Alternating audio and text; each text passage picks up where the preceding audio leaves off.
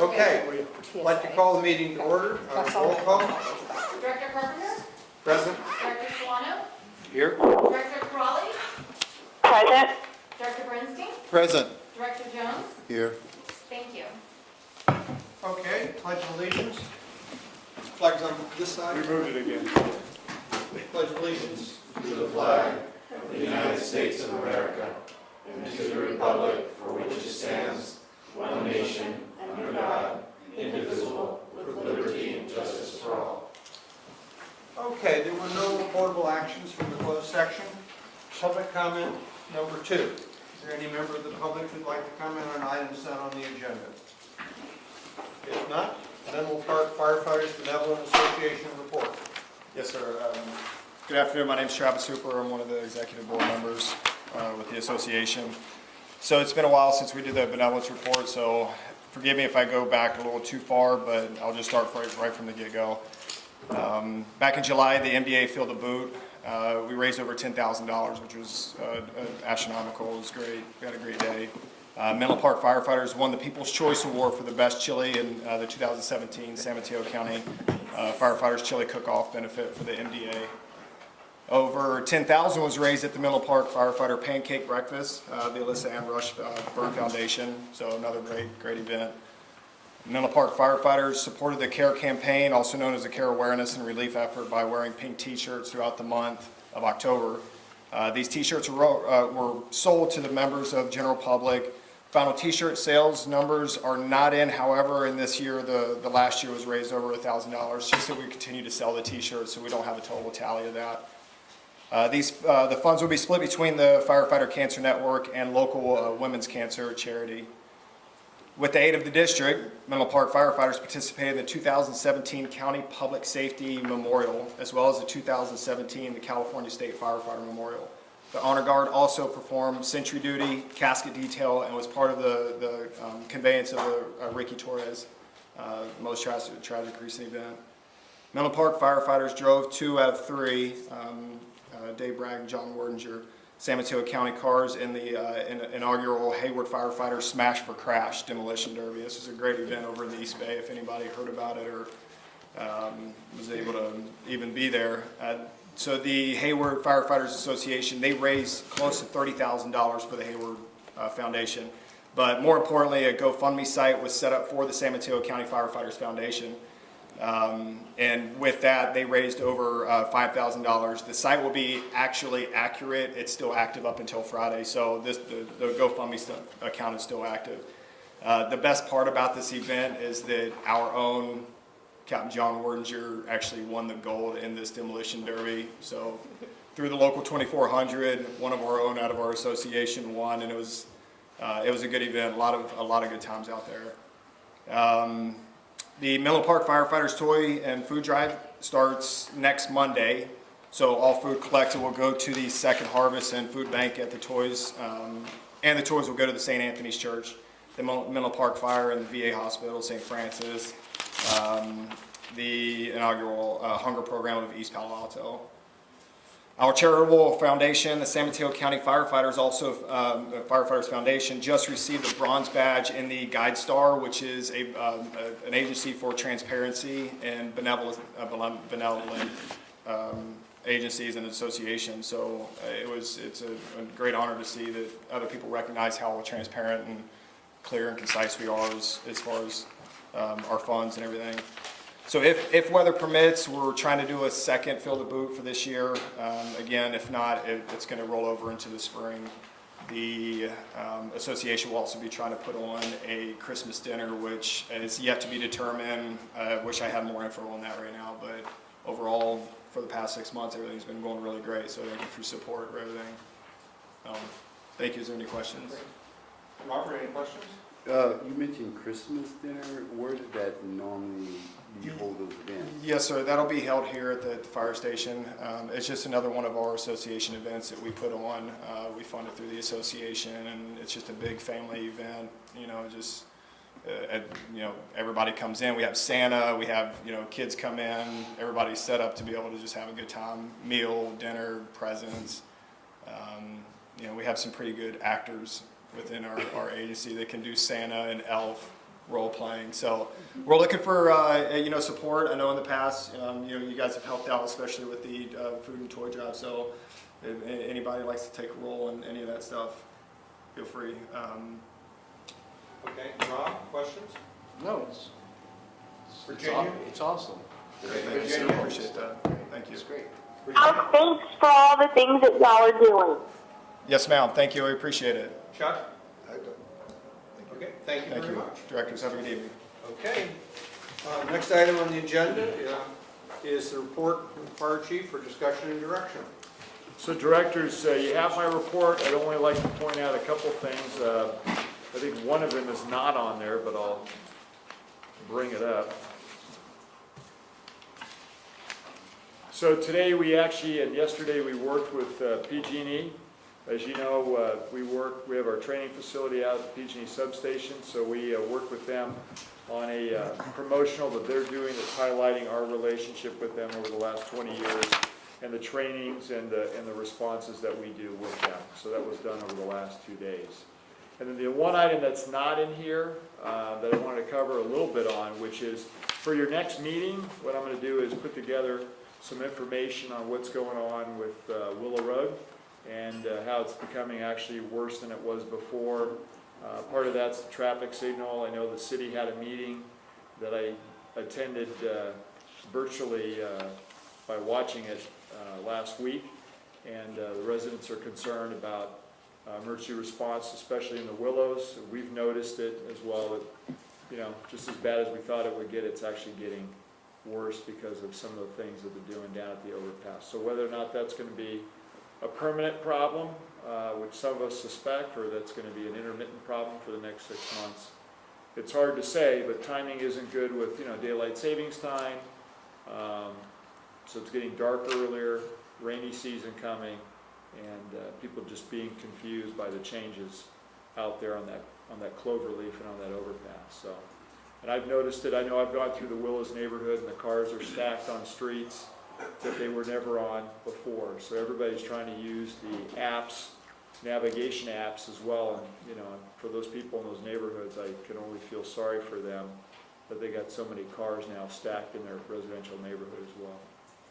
So we'll do more on what we think we can do about that, or at least to address how we're going to respond, because it's already challenging and it's going to get more challenging. Robert? Rob? Well, being the Menlo Park liaison, I don't want to take any more time here, but if we could talk, I think maybe there needs to be a call over there, maybe for us to set a meeting. Okay, thanks. Virginia, Plan. questions? That's right. Virginia? Yes, no questions. I just want to thank Harold, though, for sending John Johnston and/or Tom Talbert to the county task force meeting when we've had the discussions on the Y and Santa Cruz Avenue, Alameda, De Las Pulgas, that area. So I think that we've had some productive meetings, but I know that the residents in that area truly appreciate John's being there, especially since they kind of are familiar with him. So thanks for helping stay on top of that, Harold. Sure, yeah, John's here this evening, and they met at the fire station, which I thought was helpful too, so. Okay. Yeah. Chuck? I had two comments about the traffic thing. One, I attended, there was a Willows traffic meeting at Cafe Zoe a week ago. Yeah. And a lot of very angry people and so forth. What I didn't know, what's interesting, is that what's happening is actually exactly what Caltrans planned to have happen. It used to be that on 101, there would be a long backup of cars stopped on 101 trying to get off the exit ramp. And what Caltrans decided to do is to put all those cars on Menlo Park streets, not on 101, for safety reasons. And they're calling that storage, apparently. That was the buzzword. So all the backup that's occurring is intentional. I mean, it's what Caltrans wanted to have happen. They wanted 101 to be free-flowing, and so the cars had to get onto Willow, so there couldn't be a light right there. I mean, they had to go through. That makes everybody on the west side of the overpass stop so that it can clear out all that traffic on the east side. And that's what's pushing the traffic all the way back, right up to the intersection here that I went through. So it's interesting that this was Caltrans' plan all along, but we didn't know that when Menlo Park approved it and so forth. And I think they weren't very forthcoming about why they were doing the interchange. So it was designed to make traffic worse in Menlo Park. I mean, because the traffic had to go somewhere, and they didn't want it on 101, so it had to be in Menlo Park. But the other thing I was going to say is, there are a lot of people, everyone, all the residents, and I used to be part of this too, and I still am to some extent, but I've also learned some things. The things that people want to do in terms of slowing traffic, they're worried about speeding, but they're prohibiting turns onto Willow and a couple of things like that, which is, in a sense, backing up traffic even more. And it occurred to me that the fire district could be a little bit more proactive about getting some information out there. For example, one of the things I was asked, the meeting was hosted by Ray Mueller, and he was speaking as a representative of the city council. But when the question came up about speed bumps, he asked me, and I said, look, I'm here as a resident, I'm not here as a fire board member, but there is a design now of speed bumps that the fire district seems to be okay with, but I'm not 100% sure of that. I just know it's preferable to what has been there. I think it would be good if you could somehow speak or put out a press release or something in terms of, are there in fact acceptable speed bumps? I know we have one just outside my street on Woodland Avenue, out by Oak Court there, that's got one of those cut-through things, but it requires the engine to go in the middle of the road. What I'm not sure is of how that works when the road is completely filled with traffic and so forth. Just not sure how it works. So John's here, and John's been working with the city, and that's an approved design that we've provided them. But the one point you bring up, you know, when the council members choose to have a community meeting, I mean, we have a hard enough time sometimes getting other communiques, so I'm not sure when those are and where they're going. I tend to hear about them either after the fact or right before they occur, so that's not, for whatever reason, we're just not in that information listing. But John's been working with the city staff on some of those devices and areas they can put them in. Obviously, if they put them on a primary response route, we're concerned. If they put them in other streets, you know, it's less concerning, but we're trying to make sure at least they put the right thing in. But, you know, all these things are all outgrowth of too much traffic and people speeding through neighborhoods. And so the consequence management side of this is, yeah, it's not good. But I don't know, John, if you want to say anything about what you're doing with Menlo. No, well, the city of Menlo Park does reach out to us with that. So with the Willows neighborhood, with the options they're looking at, they did give me their proposed map for locations. So I made sure that the locations would not prohibit us from having access to fire hydrants, that it wouldn't prohibit us from having proper turn radiuses on the streets with placement. They're looking at some possible bulb outs or different things. So I make sure that all of our equipment is not hindered, and those cut-throughs are approved for us so that it does not slow us down. But obviously the intention, like you're saying, is what happens when there's so much traffic. What happens? Well, people pull over that should leave the center for us open, which would help. But otherwise, there are speed humps. We just have to slow down like everybody else. Let me add here also, and I just think there's a lot of ignorance here. I was actually contacted by one of the Menlo Park planning commissioners who also lives in the Willows, because he, both in planning commission meetings they had, but also when he was meeting privately with transportation officials in Menlo Park, they were in a sense but attributing to the fire district the willingness to approve or not approve certain things. And that they were saying, the fire district won't go along with that. And he wanted to know what the rules were. And I said, we don't. It's ironic that you're asking me about this, because we don't have any authority over the roads. That's not right. Under the fire code, we do. Well, I'm saying to you, we have not had it to the point where we could exercise it. Nobody would ask us about these things. Well, we used to, so you would have to have adopted the code and the ordinances in the past. But what happened was the jurisdictions found out that we had provisions in there that fire had the ultimate sign-off. So some of these ridiculous and crazy things that are going on wouldn't have happened, because we would have taken a different look, not a political look at it. Because quite honestly, that's a lot of what went on. I mean, you have a lot of people backing away from things that they said in the past or things that they authorize. I mean, I find it almost ironic that someone on a planning commission who never invited us to meetings is now blaming the fire district for things that have to do with things that they approved and pushed forward to the council. Now, I don't know if they were in favor or not in favor, but, we really haven't had a seat at the table until it's at a crisis mode, at which point then we have to come up with solutions because, we show them videos of going down the wrong way down a roadway just to get around to get to an emergency. I mean, that's nothing new. I can point to that 2 years ago.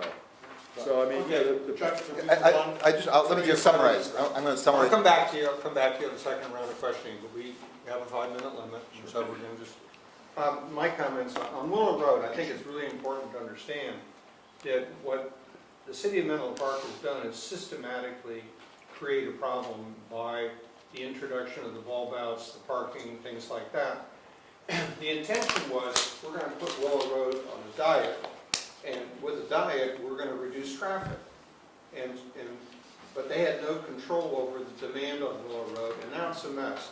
And I've mentioned this before, and I think as part of your December presentation, I think it's time for us to say to the city of Menlo Park, this is a primary emergency response route, and it no longer meets that standard, and you, the city of Menlo Park, have to solve that problem. I think we need to be very clear on that they are failing their obligation to provide us with access to the community that we serve. So just take that under consideration as you prepare your report for December. And the other comment I would make with respect to your report about the Stanford properties, you say the city is debating pulling their support of this property based on new revelations. There are no new revelations. Everything that Stanford is doing in San Mateo County and Santa Clara County is a matter of public record. What the city of Menlo Park is complaining about is that they didn't read the public notices. So don't get sucked into their litany that this is new revelations. This is all stuff that was in the public record. And they didn't pay attention to it, they didn't look at it, and now they're saying, oh, you didn't tell us. And the final piece of my question was, I noticed the comment here about the auctioning off of the bells. What's the process we're going to use for that? so they're actually, if There's one right behind Jim. Jim moves out of the way for a second, you can see that, they're mounted now, and actually Captain Schreiber and the crew at 77 took the kit, so all the bells are ready to go, and we'll start internally, as we discussed, to see who wants the bells in terms of active duty, board members, moving to retirees, and then after that, members of the public. And if we exceed the number of people who want the bells at $1,500 per, then we're gonna have to do some sort of a lottery or pick names out of a hat or whatever. Or auction. Yeah, we can do that too, but Make Now, more. one of the problems with doing what you just described is that a member of the public could say, wait a minute, we didn't get the opportunity. Whereas if we go to an auction system and anybody can bid on them, like eBay. that kind of, so I would just, these things are public property, and I would just ask you to think carefully about, I'd love to buy one, and I'd love to compete in an auction for one, but I don't think as a director I should have a privileged position that allows me to get one before some other interested member of the public. I'll consult with legal counsel on that. Okay. Second round of question, Robert? Yes.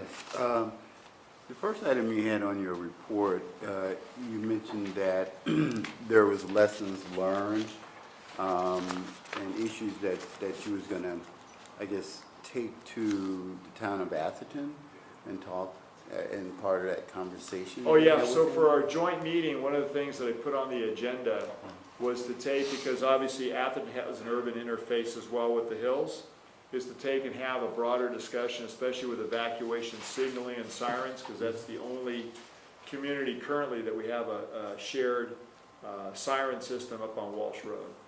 And so there's different things that we can do with them. So, that's where I hope to go when we have the joint, when we establish the joint agenda, as long as everybody agrees, then we'll go there. I would like to also encourage you to connect with the city of East Palo Alto as well, there's been some conversation that I've had with different people about the siren, especially the flooding issue over in our area, that I think they might be receptive to hearing and kind of understanding some of the lessons learned and trying to figure out a way to apply it to the city. And we've actually looked at that before, to have siren systems out there for flooding. But that's, because the Creek JPA is kind of the lead agency, Right. we've left it to them, but that's not occurred. I mean, I gotta tell you, siren systems, it's Old Faithful. I mean, at the end of the day, a lot of the social media and connections via cell phone fell apart up in Santa Rosa and the Sonoma County area. I mean, and people, it happened at nighttime, so they weren't listening Well, I to think the devices. and just talking to last night, I was talking to a council member about my appointment here, and we got into the conversation about getting more, or wanting to kind of connect with the district a little bit more, and what venues that should we take in order to make that happen. So, lessons learned could be, I think one of those areas where you can kind of ease into it. Yeah, well, the creek has always been one of those ones that's been problematic, specifically in East Palo Alto. So, and here's the good news is they're fixing different things. The bad news is, as you fix the problems that you had before, where's the new problem going to be? Because now we don't know where the new problem will be. Right. So you mentioned about the traffic and the truck going down the wrong road. My office on University Avenue, and I look down and I see it when I siren coming. They're always going on the opposite side Yeah. of the street because it's just I mean, it's so a crowded. normal practice now to drive the wrong way on the road, which is not, it's not a good thing, but it's the only way to get around. Right. So that conversation is, I think there's receptive people there. I appreciate that. Rob? Other questions on the chief's report? No, on the PG&E part that you Yep. had mentioned, is that in conjunction with the new public safety protocol that they're going through with their portal that they've set up within the last 3 years? Yeah, no, they're changing the portal, obviously you know about that, but I mean, at the end of the day, they've tried to make it more secure, because, originally, I mean, when they, truth be told, because I'll say it now, is originally they gave us everything on a CD, which was a terrible idea, because they just handed them out like, cookies. So you don't want the PG&E distribution system out there that anybody, I mean, the portal gives them security over sensitive information, and now who registers and what their purpose on that system and watching them on that system is important. Yeah, but with the current situation in Napa and Sonoma County, Yeah. and to try to get wireless or cell service was almost impossible. And I'm sure there were issues with the first responders trying to get into that portal if they needed to, because they didn't probably have the wireless or the cellular adaptability in order to get into it. So, was that ever addressed?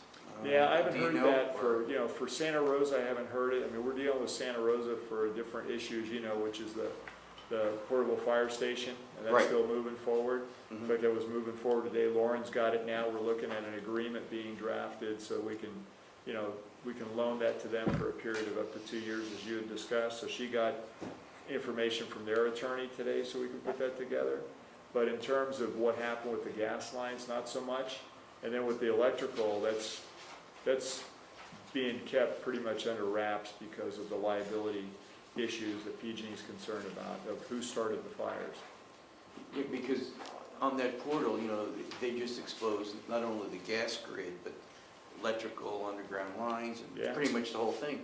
And, I was interested to see when everything hits the fan, I mean, they couldn't access that because I was up there and I couldn't get cell service nor texting.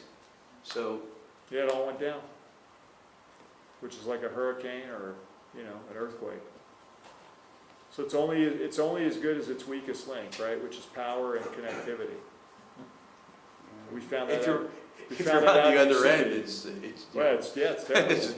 it's a death. Which if we do the siren system, which, I'll talk about when we get to Atherton, when we have that meeting, hopefully, but, there's ways to take those towers and actually have your own backup generator and communication systems up on those towers so that you don't lose connectivity. There's a different way to do it. It doesn't have to be, by a provider. I'm sorry, Peter, I'll take a little bit longer, but. No, you're still within your 5 minutes. Am I still, okay.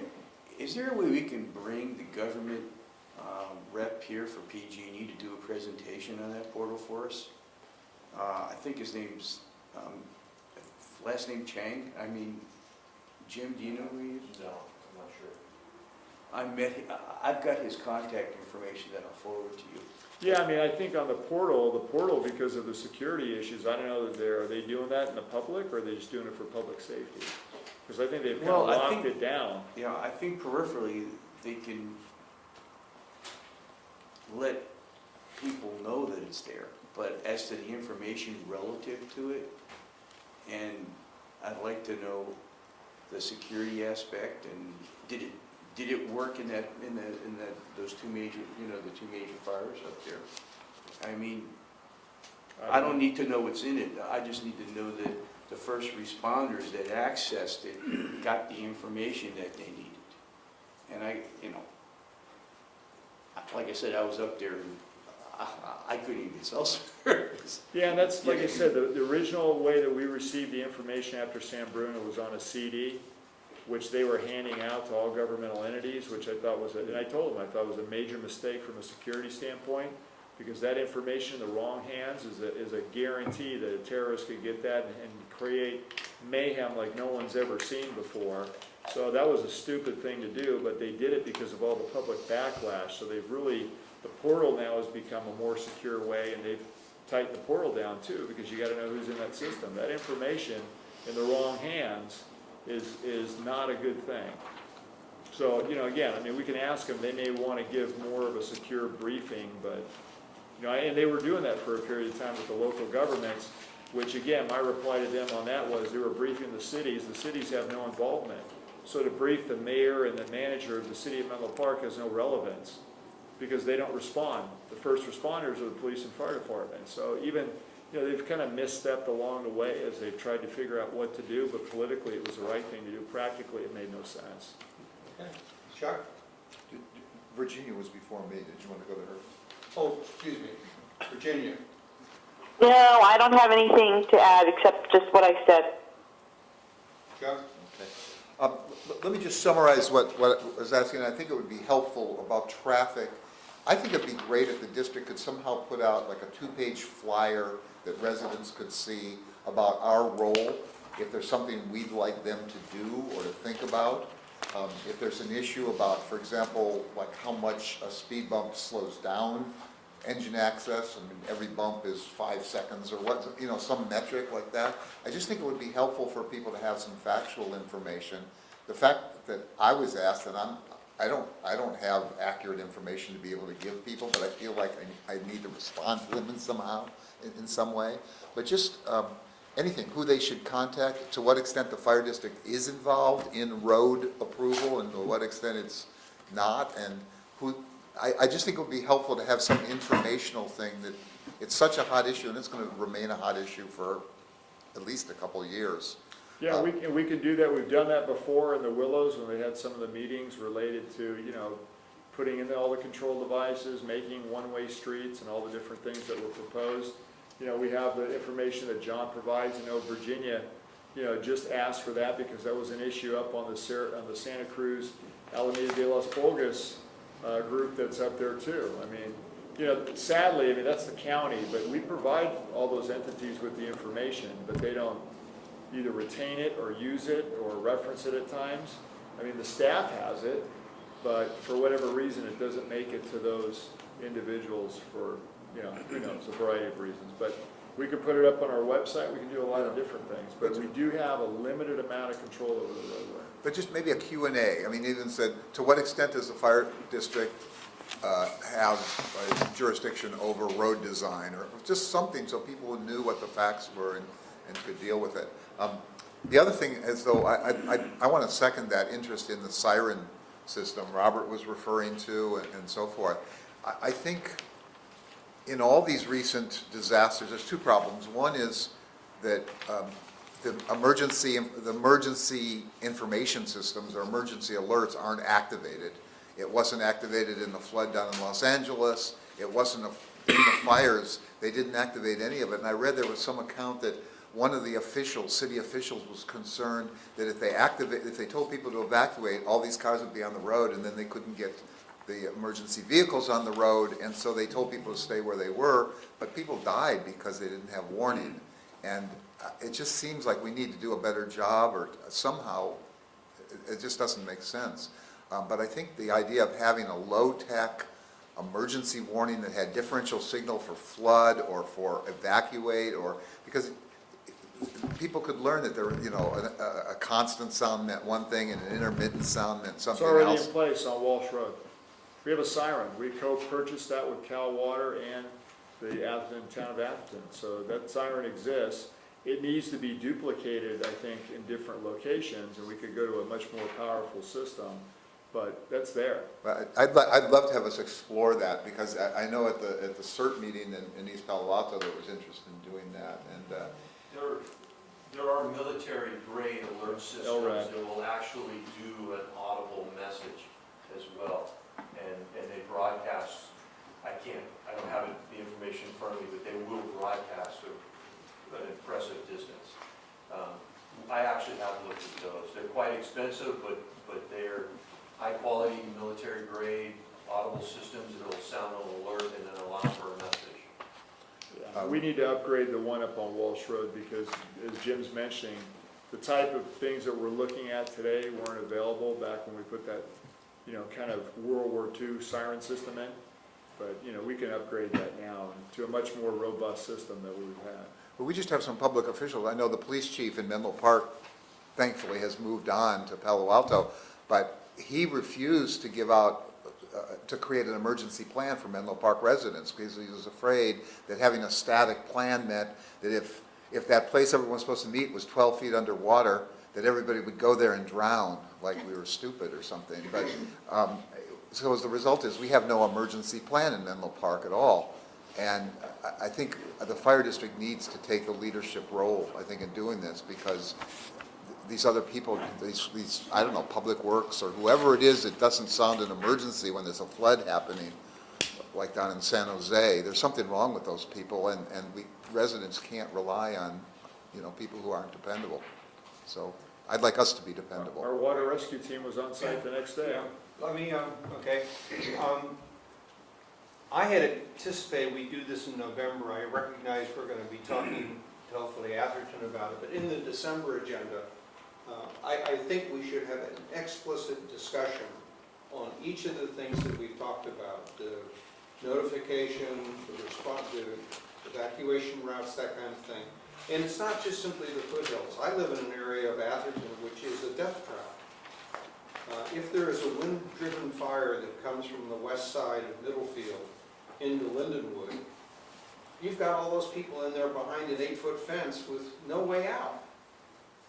And once the roads into Lindenwood are cut off with a Coffee Park kind of fire, and people start heading towards the bay, they're all end up at the bottom of those walls.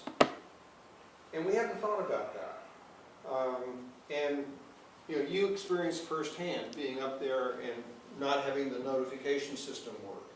It really needs to be a district-wide thing. We need to look at the whole district, because every part of the district has different risks associated with it. And I think we know enough that because we're perceived as sort of the first responders on emergency issues, that sort of takes the communities that are involved with us off the hook. And I want us in November to spend a lot of time talking about what we're doing with notification, what we're doing with evacuation routes, what we're doing to make sure that we don't have these horrible situations like Lindenwood where people are going to be trapped and killed. You get a Coffee Park fire going through Lindenwood with all that fuel load in Lindenwood and no way out, people are going to die. And there are other places. We dealt with the issue with Walsh Road, and that was sort of a one-off. But we need to do that with every other piece of the district and say, what are the risks in this neighborhood? Certainly the Willow Road congestion issue raises a whole bunch of questions in terms of evacuation. And one of the things we did with Walsh Road is say to people, hey, look, you know, when the time comes, here are evacuation routes that are on foot. Now, getting out of here in your car may not be the best way to get out of here. You go through the horse tunnel. You go over the fence to the golf course. You know, there are other alternatives. If we've got people conditioned to say, the only way I can get out of here is by car, you can be guaranteed that the roads are going to be jammed. If you say to people, no, we put places where there are escape ladders over the fences in Lindenwood where you can get over the wall, and those are marked and designated. And that's the kind of thinking I think we need to do. So I hope we can come back to that in December. Well, we also put in, when you get to it, the agenda, you know, the disaster council, which Chief Stevens can speak to, so that's also in there. Because that's more of a collaborative approach, you know, again, the fire district by essential responsibility is not in charge of evacuation, but as you know, we kind of took the lead role because we weren't really getting anywhere before. Absolutely. So, I mean, but that's not typically what we do, but that is what we've had to do. When the system fails, people are going to look at us and say, where were you? And why did you allow the system to fail? And it's not going to be good enough to say, well, evacuation is not our responsibility. You know, we went through that with Walsh Road. And we took it on. You know, Walsh Road, the city said, we don't want anything to do with this. We don't want, it's all liability, we're not going to touch it. And when it was all over and done with, they said, oh, this is wonderful. And we're going to have to do that with Lindenwood, we're going to have to do that with East Palo Alto, we're going to have to do that with the Willows. If we wait for these people to take the lead, it's not going to happen. My time is up. Might as well do it. If I may, I'll just go ahead and address it now. We actually. You're not on the clock, I am, so you can talk. Okay. We did, and Director Bernstein and Director Solano are aware of this because they attended, actually, they are the meeting. We have an emergency preparedness committee. We just had a meeting. In that meeting, our disaster manager, who works under me, gave a presentation on a plan that we have to approach the cities to collaborate with us in a multi-agency disaster council in which we would bring the professionals to the table to discuss these very issues and to come to consensus on how to address these kind of things. Because we are not responsible for some of those areas as a fire district. They actually are responsibility by government code or requirements for cities. A lot of them are also, law enforcement is designated as being responsible for things such as evacuation. However, I would agree with you, and we recognize this as well, as the fire district and the common emergency response that's shared by all three, actually for all four jurisdictions, if you include the unincorporated areas, for a lot of people, it does default to us is looking to us as being the ones that are responsible because we're the common thread between all of those agencies. So if that's going to happen, then we might as well take the lead and be the ones that initiate this disaster council, invite each of these groups to the table, and to begin to have these discussions and collaborate on the answers. What we were hoping to do is, over the next month, approach each of the municipalities and get them to buy into providing representation with a kickoff meeting in January. That's our goal. We have not met with those municipalities yet. We're trying to schedule those now. So, I mean, that's the most progressive way that we can think of. I mean, kind of the adverse of what we're talking about with traffic is, left to their own devices, you see what happens. So what the fire district's trying to do is take a leadership role to make sure that in areas, Peter, that you're bringing up, that we're kind of ahead of it, because we really are. And a lot of times when we see the outcome, if there's a fire, yeah, law enforcement's in charge of evacuation, but as we saw up there in the Sonoma, Santa Rosa area, they chose not to have an evacuation. Well, that's kind of, they're going to have to answer for that. I'm not going to fault them for it, other than they made decisions that, to your point, bad things happen because of those decisions. So what was the adverse? I mean, I don't know. I mean, what happens if you evacuate the whole community at the same time? Would that be a problem for the firefighters? I don't know. We've never had that discussion. So, I mean, it's hard to say unless you sit in a room and have the discussion that maybe the worst thing is people don't know. You know, Marysville, we went up there for the floods. I can tell you, nobody was in Marysville. The whole city was evacuated by a standard they put in place. Ironically, Marysville didn't flood, Yuba City did. Yuba City didn't have a mandatory evacuation system, so where did we do all our rescues? In Yuba City. Okay. Let's, should we move on to the next item? Hurricane Harvey? Yeah, we have Chief Stevens here now that we got it all teed up on emergency response. Here is one. Mr. President and Board, thank you for giving me an opportunity to speak to you this evening about our USAR team's deployment to Hurricane Harvey. California Task Force 3 actually has a mission-ready package for water rescue. What occurred with the development, to give you a little background on the development of mission-ready packages, what the Urban Search and Rescue system under FEMA recognized is that they had various disciplines within the teams, and that it just made sense to be able to specifically select those disciplines and call them to specific incidents, such as a water rescue. So one such mission-ready package is the water rescue package. What brought this about is for the water rescue package is from the inception of the USAR program, we've had several hurricanes, in fact prior to even Katrina, that required water rescue efforts from FEMA resources.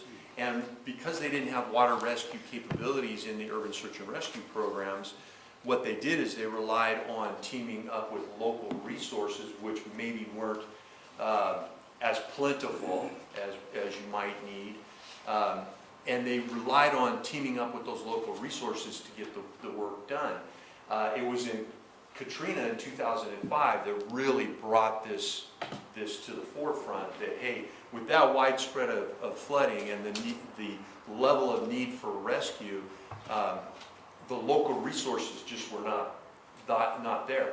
And with the USAR deployment, even though they flexed the USAR teams, the water rescue capabilities were not within those teams. So again, they were relying on local resources that maybe were not as bountiful as they needed to be to address something as catastrophic as a hurricane can deliver, as we've seen.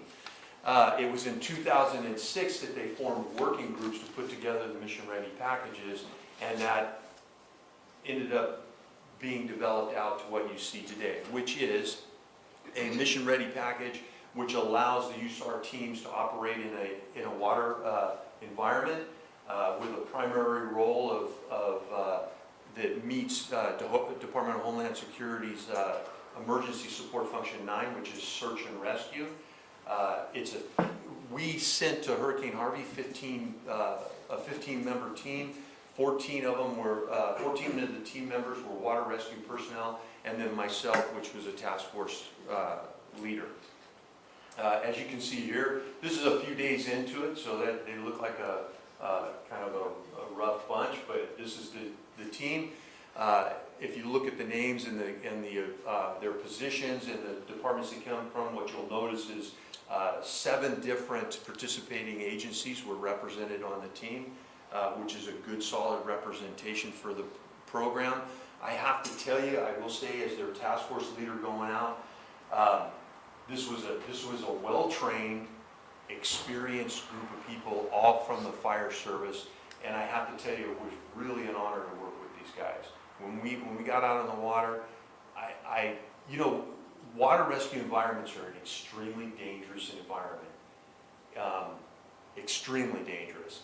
And after having worked with these guys a little bit and being out there, I had total confidence that these guys were going to make good decisions and do the right thing. So Hurricane Harvey, it was the 8th named storm of the season. It was the 3rd hurricane of the season, and it was the first major hurricane of the season. When it made landfall over Rockport, Texas, it was a Category 4 with winds up to 130 miles an hour. After it made landfall, it stalled over Texas, And in fact, a couple days into it, it doubled back out into the Gulf and then turned around and came back and dumped some more water. That's why you saw the widespread flooding, is it dumped 40 to 50 inches of rain, which made it the wettest tropical cyclone in U.S. history, causing 90 deaths and $70 billion in damages. So when we got deployed, we received our orders on August 27th at 1400 hours. We were told that we would go ground transport. When you go ground transport, the USAR has a standard that you will have a 4-hour window to get out the door. We actually made it out the door in 3.5 hours, which is very good for the program. Now, there's a lot of behind-the-scenes work that occurred to make that 3.5-hour deployment happen. I can tell you, Chief Schapelhaman and myself and the program manager, Chief Navarro, I think it was probably 5 o'clock in the morning on Sunday, we were already on the phone talking to each other. Because we just, you can watch, that's the whole thing with USAR, is if you pay attention and you watch the news and stuff, sometimes you can kind of estimate where you're going to be. You know it's coming. Yeah, you know it's coming. So, the World Trade Center, the morning when I turned on the news and saw that the World Trade Center had been hit, I started gathering up my stuff. I knew we were leaving. It's just a matter of time. Our first destination was Houston. We made it probably 2/3 of the way there, and we were diverted to what essentially is a staging area in San Antonio, the AT&T Center. When you get there, you see the real purpose. What it was is they had all of these resources coming into the area. This gave them a staging area to process those resources and then send them to forward staging areas. So we arrived at San Antonio on the 29th at 08:20 in the morning. Approximately 39 hours of drive time. And the thing about a deployment like this, when you go ground transport, they don't want you stopping for the night. They want you to drive through, which is a little bit sketchy, I can tell you that. We rotate drivers, we try to give breaks, we use our fueling stops as an opportunity to rotate drivers. But I'll tell you what, we get on the radio and we watch each other, and at the first sign of swerving or something, we're talking to each other on the radio if we need to pull somebody over and switch drivers. But it doesn't sound like it would be a challenging thing. You'd think people would be sleeping in the cars. It's not as easy as it sounds. It actually is quite challenging. However, we did get there. We got there safely on the 29th. They told us, okay, you guys didn't get to sleep. You've been up all of this time. We brought you to San Antonio to give you an opportunity to feed up, rehab your equipment, fuel up, get your people some sleep, and then we'll move you when we're ready to move you. Well, I got to tell you, fed the guys, fueled the vehicles, told them to bed down. While they got bedded down, I got called into a briefing, and I got told to pick up your guys and get out. So at 12 o'clock, which was 3 hours and 40 minutes of rest time, we were on our way to Katy, Texas. So Katy Staging was the Arthur Miller Career and Technology Center at its peak. When we first got to Katy, Texas, this facility actually, the flood waters at this facility had receded. They actually had water to the thresholds of the doors, but it receded, and it's actually a very good facility to use as a forward staging area. So they went ahead and used it once the flood waters receded from that area. And at its peak, when we first got there, was nothing hardly set up at all. But as we spent time coming and going, deployment and back out, they got it fully functioning. At its peak, it was over 800 USAR resources at this one facility. And they do a great job. The incident support teams through FEMA, very complex incident, very challenging incident. And those guys, I'm not going to stand up here and tell you there wasn't its share of glitches, but I want to tell you, considering what they were up against, they do an outstanding job. So just to tell you a little bit about staging and a forward staging, and what I mean by a forward staging is you go from there into the field to work. And then when your work period is over, this is where you come back to. So they had law enforcement doing security at the gates, controlling the flow through the staging area. You would come in that, you would check out, check in, they were checking IDs, even though it's pretty obvious we're a USAR team. Checking IDs, and you're forced, you have no choice. You go through decontamination for all of your equipment, all of your vehicles, and even your people go through decontamination showers. Then you go to fueling, then you pull into the parking area, which is what you see in the picture, and you rehab your equipment, then you do your briefing, and then you take care of your needs, and you rest your people and you feed your people. Very efficient system once it's up and running, much like the California wildland fires is. If you've ever seen a base camp in California, California does an outstanding job, and FEMA kind of learned from California's experiences over the years. So then we were deployed to the field. Our field of operation was Worden, Texas. We were sent out to go to Worden, Texas and begin operations, which was essentially the Emergency Support Function 9, which is the search and rescue. So we weren't given a location other than Worden, Texas, but obviously they knew our route because we were coming from a specific staging area, and they had done aerial overviews of Worden, Texas, so they knew the extent of the site. So essentially what we did is we drove down Route 59 towards Worden, Texas, until we hit water that we couldn't cross. At that point, I did a little recon. I found County Road 220. County Road 220 had no cross traffic really in this section.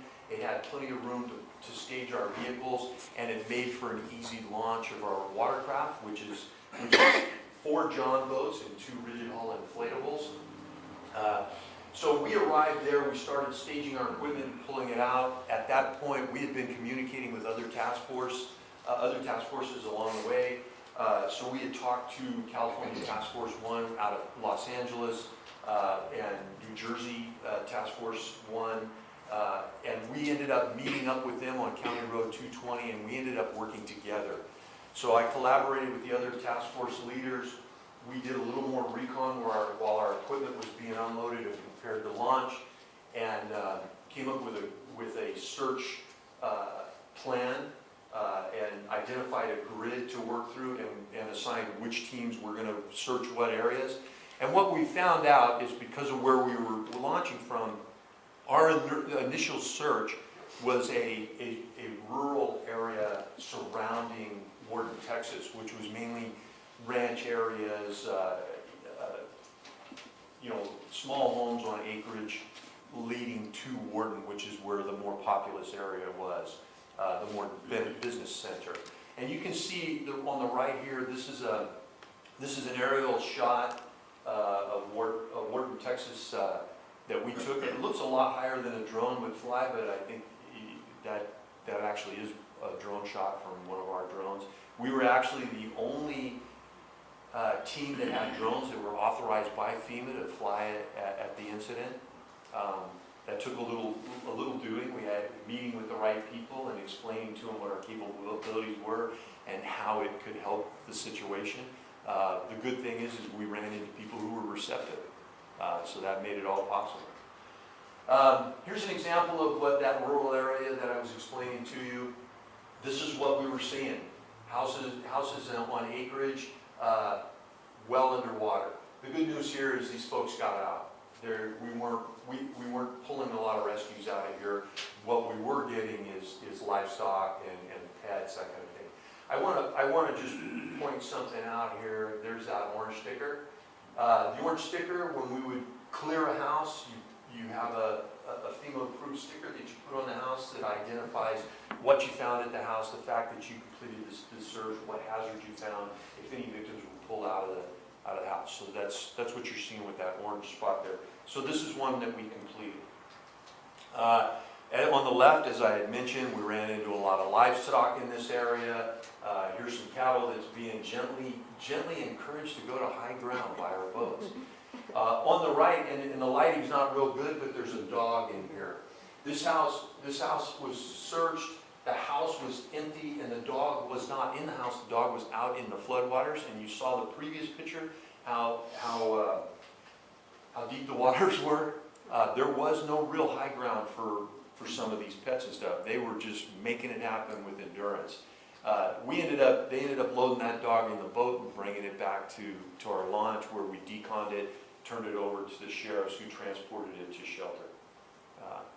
So there was those kind of saves, and I think I've got another picture that indicates that in here. However, while I showed you the livestock and the dog, not all of the assistance that we gave was to animals. We did encounter people. Some of them wanted our assistance and wanted out, in which case we arranged for transport out of the area to a designated shelter that was set up for the people coming out of Wharton, Texas. So this is one gentleman. If you look at let me go back here. If you look right there, you see the roof line with the yellow, and you see how high the water is. That's the guy's garage, and him and his wife were actually sitting on top of storage that they had stacked to get above the water. And really, their house was to the front, but the house was just flooded out. It's really just by chance that they got spotted by our crews, and we were able to help them. So, as we moved further into the operation, FEMA, the command post, actually set us up with the National Guard. The National Guard brought in what you're looking at here, which is medium terrain vehicles, which are high water vehicles. They're actually designed, as you see on the right, they're designed to drive through deep water. In fact, they have drain holes in the cab so that they can go into deep water. Their exhaust system and their air intakes are all built at the top of the rig. All of their electronics are in the roof of the rig. So they actually can drive through water to where the driver and passenger are sitting in water as they're driving. And then what they do is when they find high ground, they stop, they let it all drain out, and they go on about their business. Pretty impressive vehicles. But what you can see on the left, what we did is we loaded up our boats, our crews, and what this did for us is that what happens is you can drive the roads with your equipment until you hit flooding that you can't cross with that equipment. And then you've got to launch. Well, that's great, and that's what happened to us and allowed us to search those rural areas outside of Wharton. But when you want to get into the town proper, into the more populated areas, you either got to launch outside the area and spend the additional time boating in, which means you're going to run into obstacles that you're going to have to portage your boats over, which is time consuming and tiring for your crews. Or you team up with the National Guard, they put you in a vehicle like this, they drive you through some of the floodwaters that you otherwise wouldn't get through with your vehicles, and you launch after you get into town. So, outstanding piece of equipment, and the National Guard does an excellent job in working with us.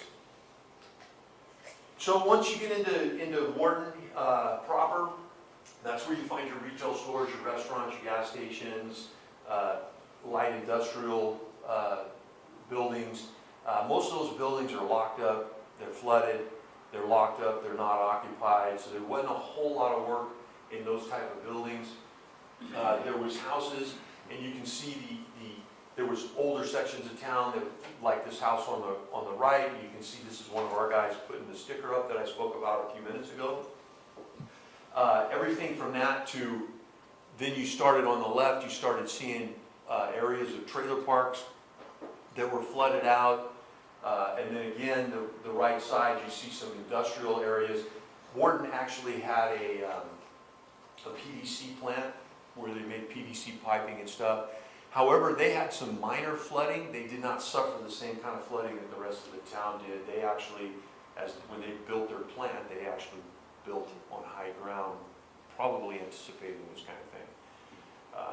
So again, you look at the left, you move into other parts of the town, and you can see where later development had occurred, and the homes were a little more modern.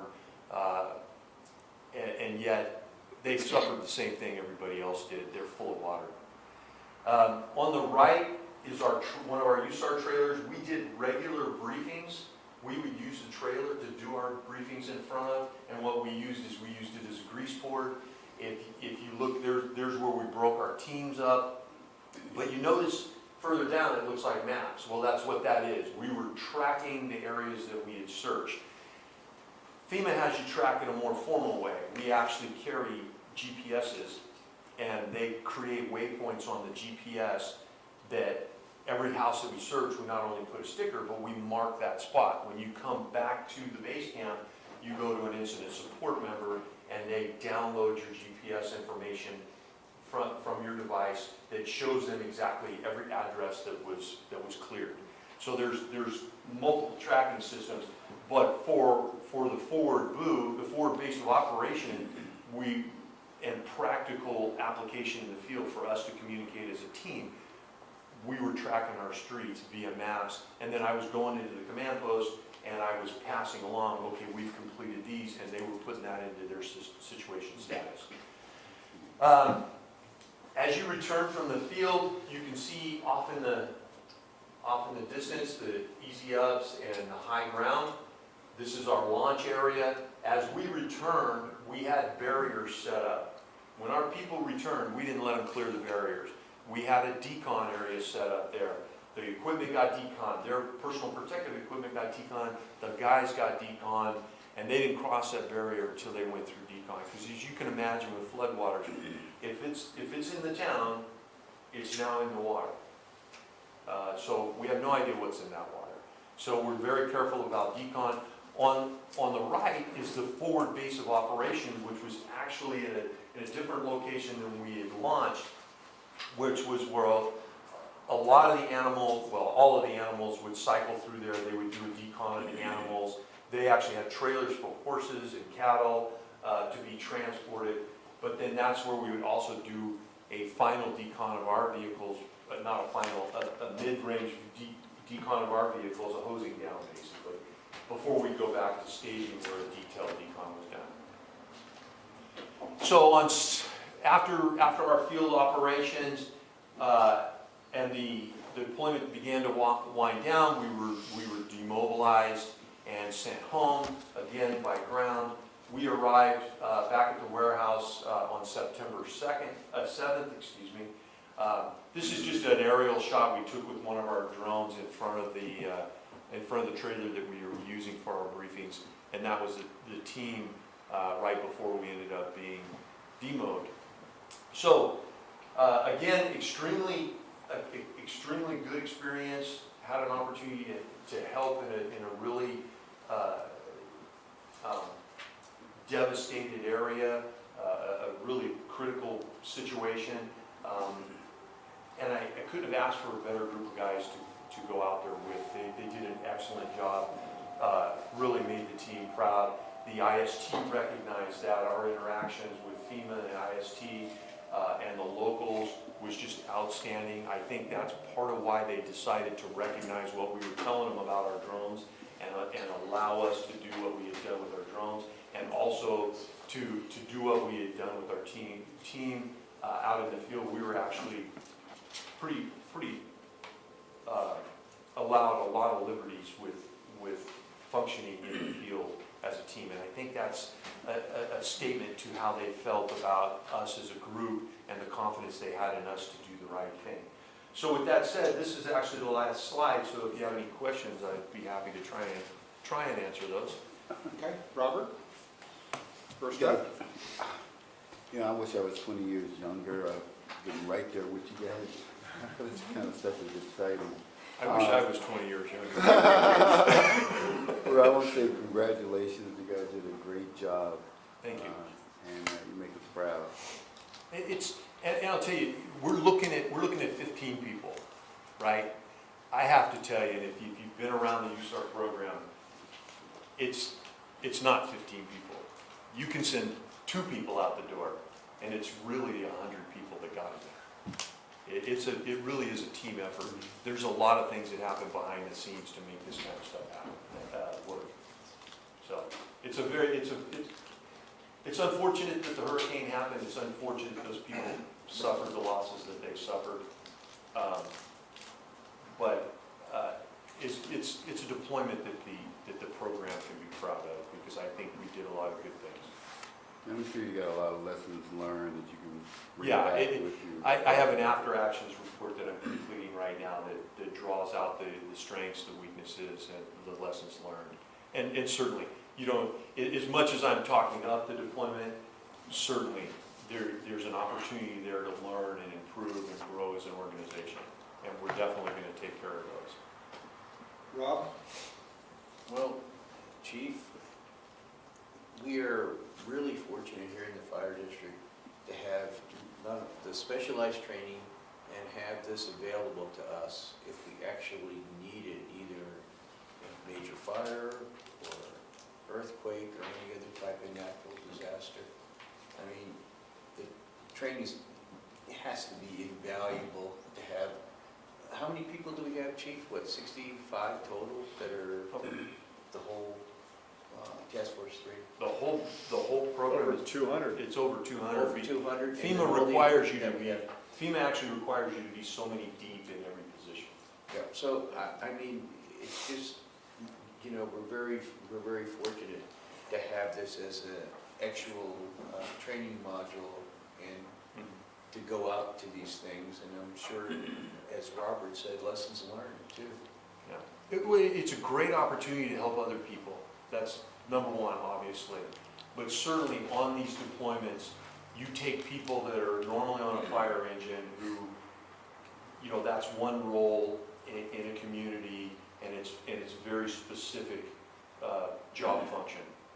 And you take them out of that box, and you flex their understanding of ICS, you flex their understanding of emergency operations, you flex their ability to make critical decisions. And certainly, we grew every one of those individuals by going out the door. And now they take it home to those 7 participating agencies, and their agencies are a little bit better for it. So certainly, there is definitely something in it for the agencies that support the program. Thank you. Virginia? Any questions? No, but I just want to say thank you again, Jim. I wish I were there to actually see the presentation, but I'm actually in Houston right now, and actually in Sugar Land to be specific, which is just south of Houston, southwest of Houston. And it's just to let you know, things seem to be recovering here. I know that on the news, the local news, you know, there are still people who are in shelters, you know, pretty big shelters, so the recovery process seems like it'll be much longer than anyone would want. But I know that y'all have done a great job, and from the bottom of my heart, thank y'all for doing what you did. And just know it just looks like from here, things are kind of getting back on track. And I'm actually doing a 5K on Wednesday to benefit one of the nonprofits, or on Thursday, Turkey Trot, the Houston Turkey Trot, to benefit one of the nonprofits that have helped, you know, with the evacuees, you know, from just this horrific situation. And I know that everyone's chipping in to, you know, make sure that people are back on track and having normal lives as quickly as possible. So thanks again. Thank you. And just to comment on what you said about everybody pitching in, I will say one of the things that impressed me about going to Texas on a flood, and you probably saw it on the news, is yes, the USAR response, and USAR made a huge contribution to the effort, no doubt about it, and it was a necessary thing to do.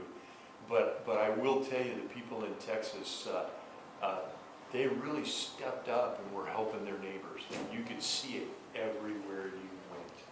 They weren't waiting around for somebody else to come in and say, okay, we're going to take care of you. It was all over. You could watch it happen. People. If a guy owned a boat, if he owned his own fishing boat or whatever, he was out there trying to. He may have no training, no understanding of what he was doing, which puts him at a great deal of risk.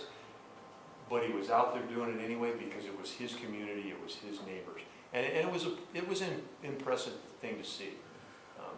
So yeah, Texas was interesting. Chuck? Congratulations on coming back without casualty or injury or on a safe journey. That's good. I just had one question. I wonder if you could address the extent to which the water rescue capability in our district could respond to, say, a flood in San Francisco Creek or one of those things. We do actually have a water rescue team that is not a part of it's not part of this urban search and rescue team, other than our people also are on the USAR team and are part of that. So they benefit from those experiences and that additional training. But we have our own water rescue program. It's housed at Station 77. There's rigid hull inflatables. There is an airboat. It's an Everglades type of airboat. We've actually made you actually approved the purchase of another airboat. It should be, they're flying out on the first week of December to go do the last view of it before we receive that boat, so it's actually almost ready to be delivered to us.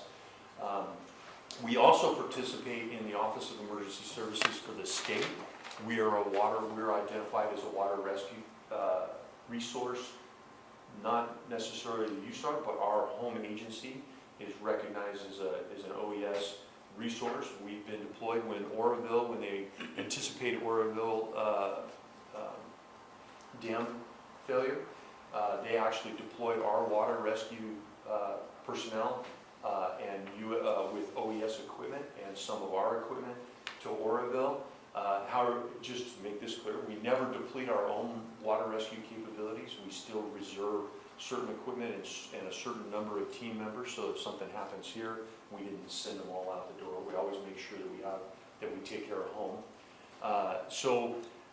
And to give you an example of what you're talking about with San Francisco Creek, last winter when we hit the top of the creek but didn't go over, we actually operationally, we've taken that water rescue team with swift water capability and rigid hull inflatables, and we staged them along the creek. The address is 1900 Bay Road. Yeah, 1900. You've seen 1900 Bay Road as an apartment complex right there where Caltrans was doing the construction and they had the trash gates and stuff. That actually we anticipated back in last winter's floods. We were anticipating that we could see flooding there.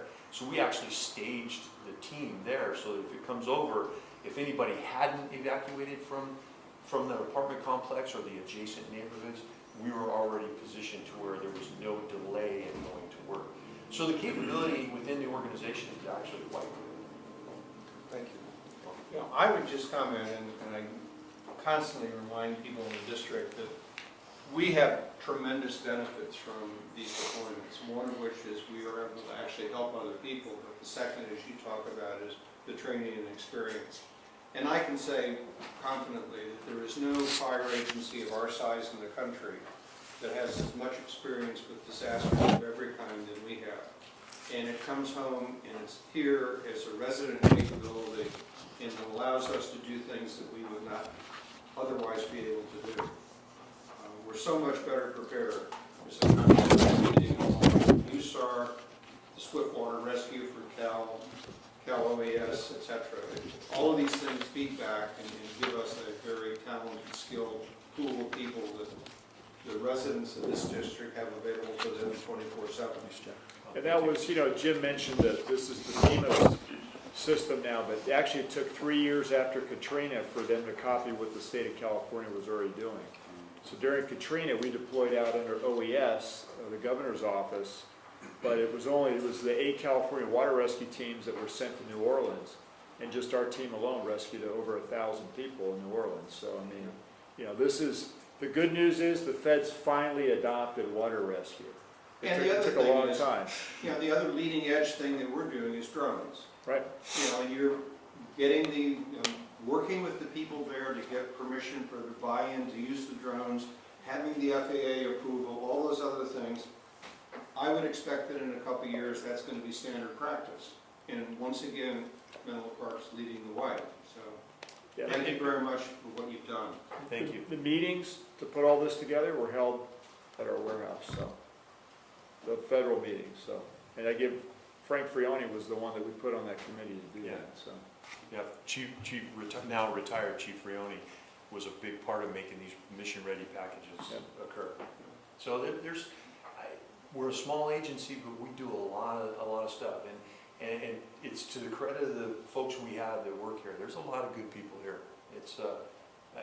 I'm proud to have I've been here 35 years, and I tell you what, I don't regret 1 second of it. Well, we're so glad that you and Harold and people, that we've got, one of the things that's unique about this agency is we've got a number of people who years ago could have walked away with 90% retirement and continue to work, and you're one of those people. Just thank you for being here every day. Okay, I'm gonna stop, but Yeah. just one comment as I'm walking away. I really believe in what the fire service does, and I believe in what we do here. I think we do provide a valuable asset to the community, and not just here, but the fire service as a whole in this country, and I think you see it repeated in the news over and over and over again. And I'm I'm also- proud to be a part of it. Chief, one of the things people should understand is, those people were gone for a long time, and guess what? They accumulate a lot of overtime. And guess what? That'll get publicity. Look at these people with all this overtime. Well, that's what they were doing. You know, they weren't sitting at home, they weren't sitting in the fire station, they were out there deployed, and that's the way they earned their overtime. Well, within 30 minutes before they came back, they knew that we were going to Hurricane Irma, and 5 of those people went on that deployment too. So, and they rehabbed, how long did it take you to rehab the cache? Because we had to flip that thing over in a couple hours. We were on the phones as we were driving back, planning for the rehab so that we could turn this thing around quickly. And it didn't take very long at all, because they, as tired as they were, they just jumped in and got it. We went to Station 77, they cleaned up all the equipment, everybody chipped in. I mean, the 5 guys that went were, the whole team basically rehabbed the cache within 3 hours. Yeah. Comment about the overtime as I truly walk away. Walk away. Deployments are typically reimbursed by the government entity that requests us. In other words, wildland deployments. These guys, maybe they make overtime on a wildland deployment, for example, but it does not cost the district. It's reimbursed by the state of California. USAR deployments, the fire district does not eat that cost.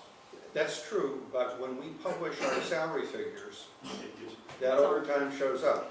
right. You know, and when we, lo and behold, here's this agency that's got all this, overtime, and people don't understand where it came from. And this is the kind of thing that contributes to having a lot of overtime. Get ready, it's gonna be a big one this year. Yeah? Between the fires, the floods, and the hurricanes. Okay, any more questions on this before we get on to our agenda for tonight? Consent calendar. Do I have a motion? Thanks, Jim. A So, second? but Peter, I just want to make one correction on the minutes, and I'm sorry I didn't get in touch with Michelle, but I can approve the rest. Any other items to be taken off the consent calendar? Okay, Do you have a second for?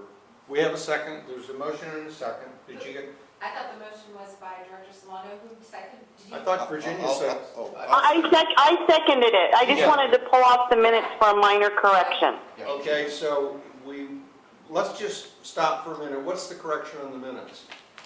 Oh, there's I just want to be consistent with the final result of the appointment, and where the final vote tally should be, in my opinion, put on there where it says voting commenced and Robert Jones was elected, but didn't have the vote tally, but it had the vote tally for everything else before leading up to that. Okay, we'll make that correction.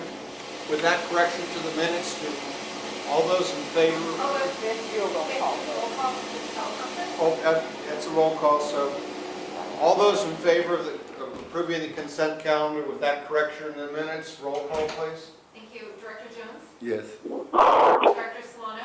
Yes. Director Crawley? Aye. Director Bernstein? Aye. And Director Carpenter? Aye. Thank you. Okay, regular agenda. Thanks, Peter. Okay, and we have some visitors here this evening. Unfortunately, your item is at the top of the list, so you won't have to wait any longer, although I hope that you enjoyed sitting through that presentation. And I just want to say thank you to everyone, because I actually went to school in Texas, in Houston, and I have friends there, so, and I have friends up in Sonoma, so it's all very appreciative things. Great. John, are we going to give start off? I just wanted to let you know that before you on the first item is a proposal from Grid Alternatives to have 50 permits waived for plan review and inspection. They came earlier in the year for 25, which we approved, and I believe were successful within the city of Menlo Park and East Palo Alto. This request we made within the entire district because I know they help serve underprivileged homeowners, etc. So we have those areas within our North Fair Oaks and other areas of Menlo Park. So this way it'd work in the district. And the representatives are here to be able to speak and answer any questions you have in regards to this request. John, thank you very much. Let's just go right straight to questions. Robert, do you have any questions either for staff or for the representatives from Grid? I do, I have one, but I would like to kind of find it first. Okay. So if I can just. I'll come back to you. Rob? Well, it's a very, very worthwhile program. Thank you for that. I don't know if you set it up or you set it up, but I like the program. And I don't have any actual specific questions. Virginia? I don't have any questions right now, but I do thank everyone for the work they put into this. I think it's worthwhile. Okay. Chuck? I had two comments. One is I attended the Kavanaugh Street Fair, I guess it was called, in East Palo Alto about 6 weeks ago or so. And right where Kavanaugh Court meets Kavanaugh, I was there at the CERT booth, and I watched the installation of a grid system, and it was kind of amazing to see a house that was just there, and suddenly people climbing up on the roof, and suddenly these things appeared, and in about 3 hours or 4 hours, the thing was done. Now, what I could see was done. I don't know about wiring on the inside and so forth, but it was really quite amazing to do, to see. The only thing I was going to suggest here, and I mentioned it in my notes to the chief, is I know you're asking for 50 installations. I would like to see us kind of leave more there so you don't have to come back. Is it possible you'll do more? If you read the request carefully, hopefully I wrote it correctly. I actually requested 50 per year, though we only expect to do 25 per year for the next several years, just so I wouldn't have to come back every year and pick up some of your valuable time. So if that's amenable. I see, that isn't in the title that way, but is that in the resolution that way? Let me just see. 50 systems, it doesn't put a time frame on it. John, or can you I address think that? the way that I had read the proposal was for a total of 50, and 50 would be 2 years, and actually in 2 years, it would probably be about the approximate time when we would be looking at our fee schedule possibly, so depending on how you wanted to time things, but again, you're welcome to make a motion for anything that if you want to see fit for Grid Alternatives, for any of their submittals, or if you want to set a time frame, you're welcome to do whatever you want with that. Obviously. To me, 2 years seemed like a reasonable time horizon. I just didn't think we should be revisiting this every 6 months or something. So if 50 works, that's fine with me then. Well, Chuck, would you be comfortable with modifying the resolution to be 50 systems per year for this year and next year? Sure. If you'd make that motion. Sure. I'll make a motion to approve the resolution with the wording that you just suggested, that it's 50 per year for 2 years, so a total of 100, and then we would revisit it in 2 years and so forth. Is there a I'll second? second it. Second. Any further, have you found your question? Yes, I did. Okay. So we can finish the motion first, or did you want me to? Well, ask no, questions? we have a motion on the table, Okay. but now we're having a discussion, and then we'll vote on it. The only comment that, and I know about Grid too, I was over there on on Kavanaugh. So you do good work over the years in the community.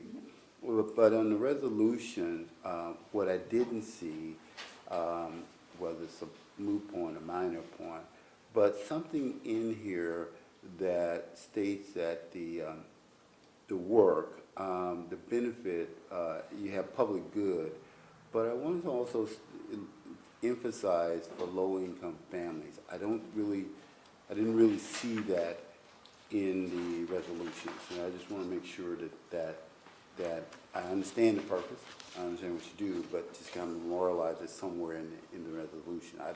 Maybe I missed that somewhere, but.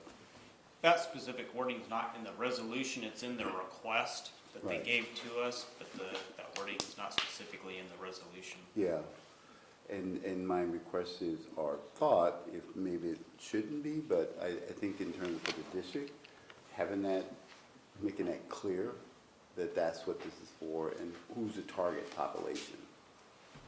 Well, As a maker of the motion, I would like to include that, a clause to that effect, that is, the only challenge is, if we're gonna pass a resolution, we have to develop the language which is gonna go in that. So be thoughtful of that. And my concern is that we put language in here which may or may not be consistent with all the other public programs and that kind of thing as to what's low income, et cetera, et cetera. Do you have a definition of the population that you serve? We say low income, and there are specific definitions of what that means. It basically means 80% of area median income or below. It's certainly HUD standards.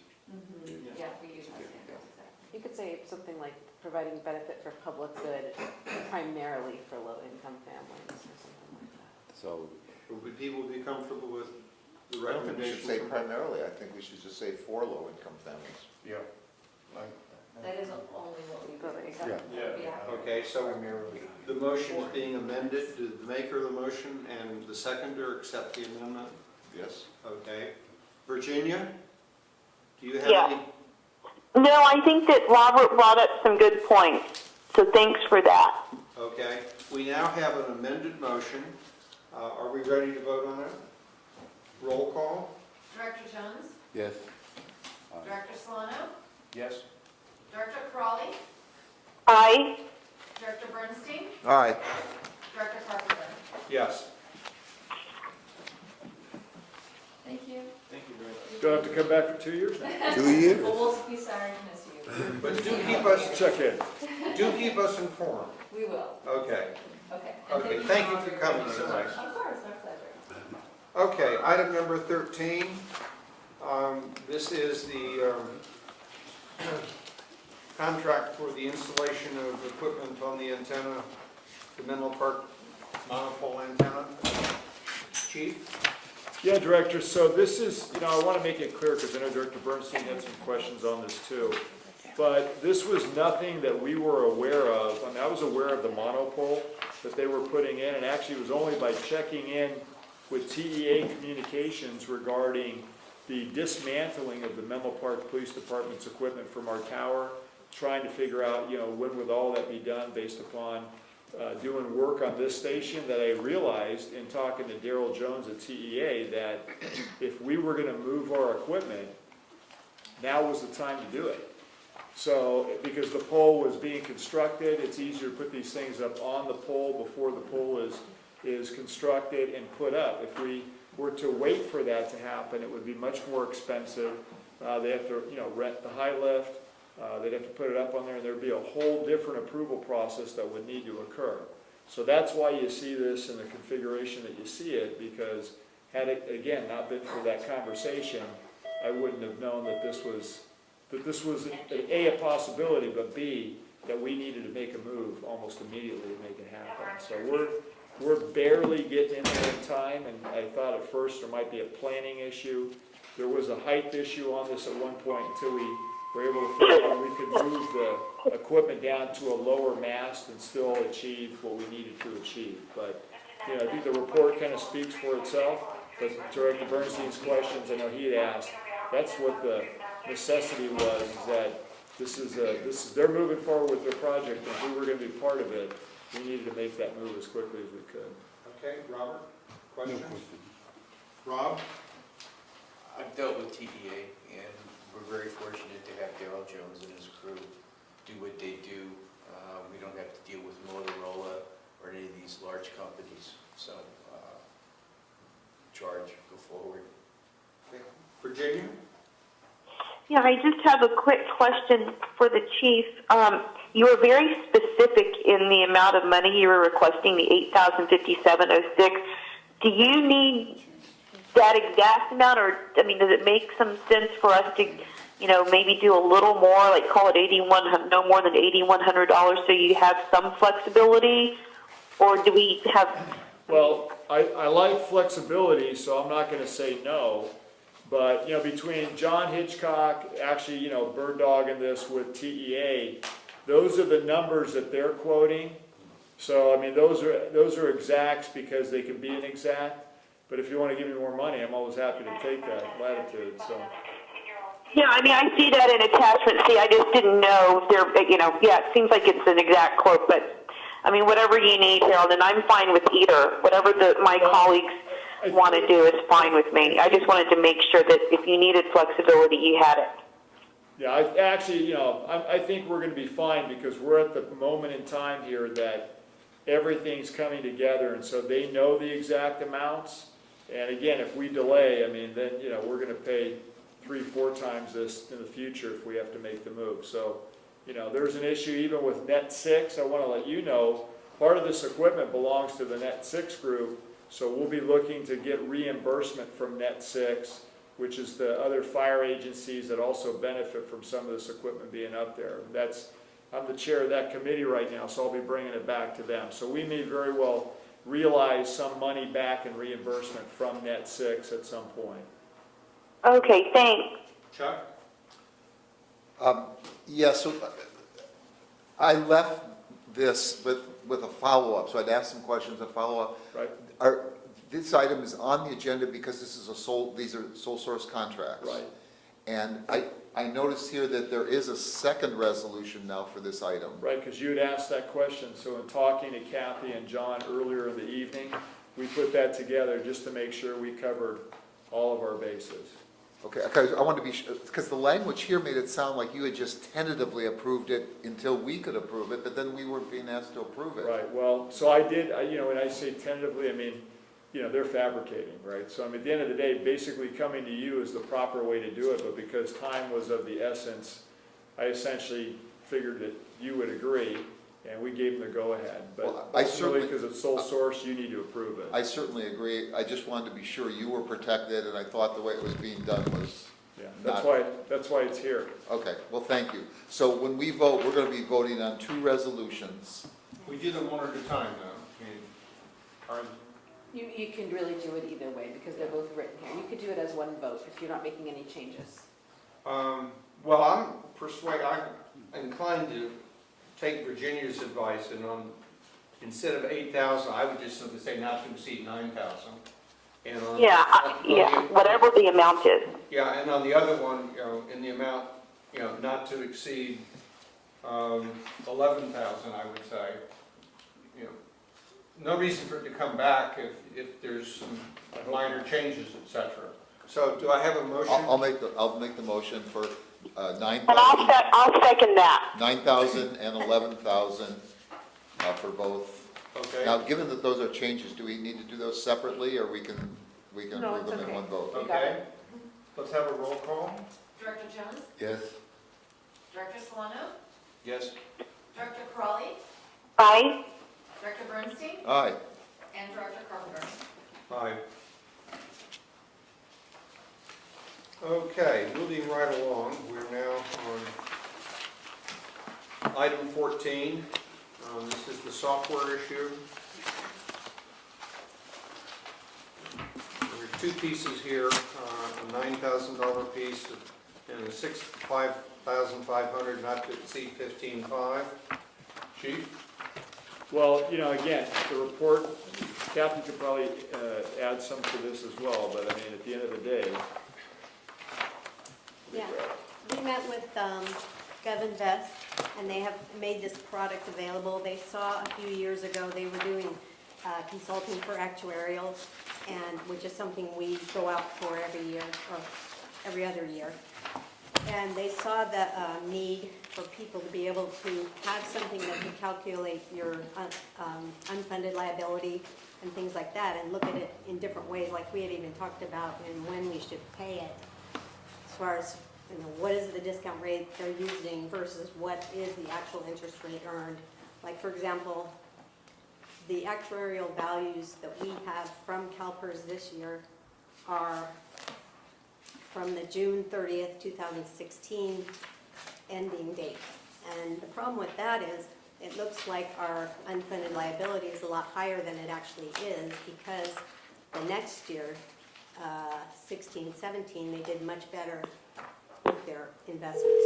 And so it, you know, it brought it up a lot. So this will allow us. If you'd like to make a call, please hang up and try again. If you need help, hang up. I'll let the whiz deal with that. We'll see how that goes. Let's continue the Okay, conversation. so this will allow us to look at it in different scenarios and what could happen, and what the, you know, the best case scenario, worst case scenario, that kind of stuff. And as far as the OPEB module, that does similar work. Sorry about that. No problem. For the retiree health benefit. So it shows right now, we believe we're fully funded.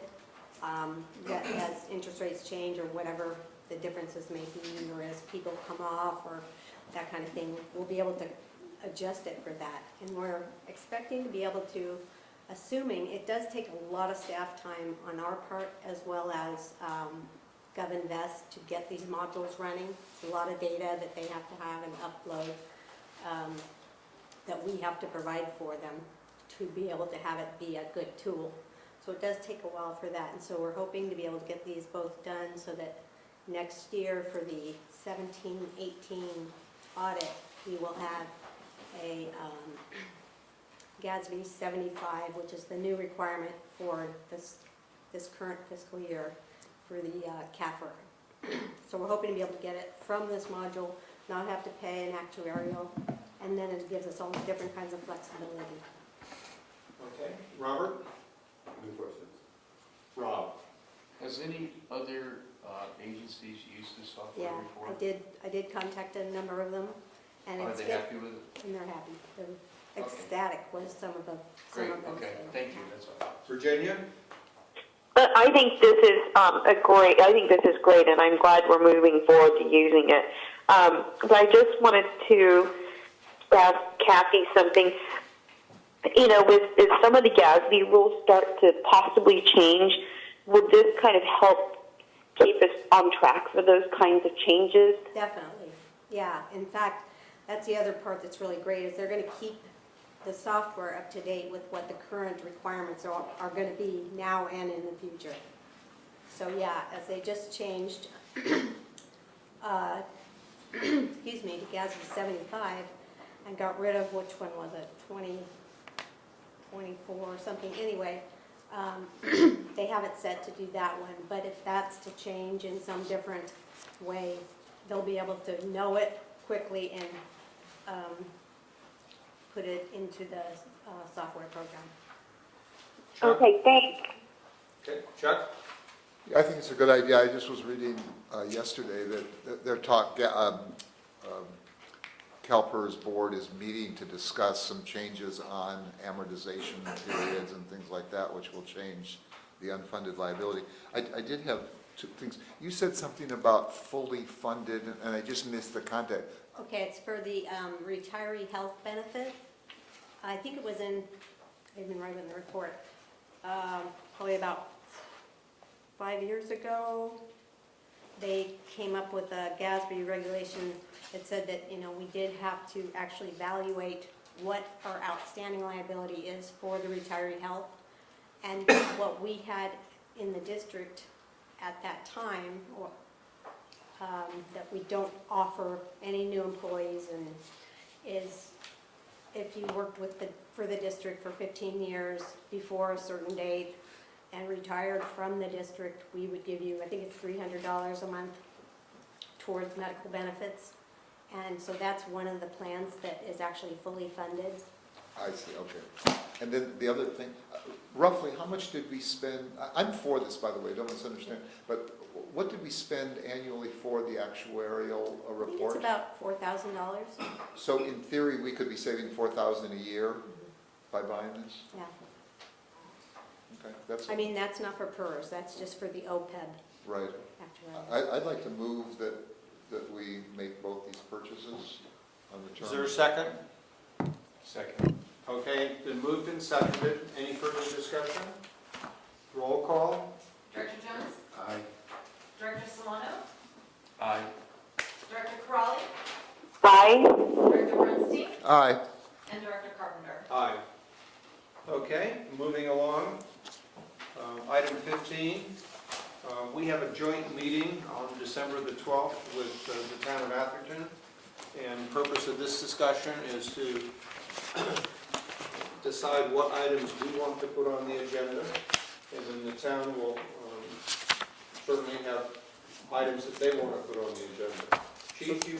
Yeah, so in the discussion that you have, I mean, we're doing our annual meeting, and you have there the items that the town manager sent to me that he suggested.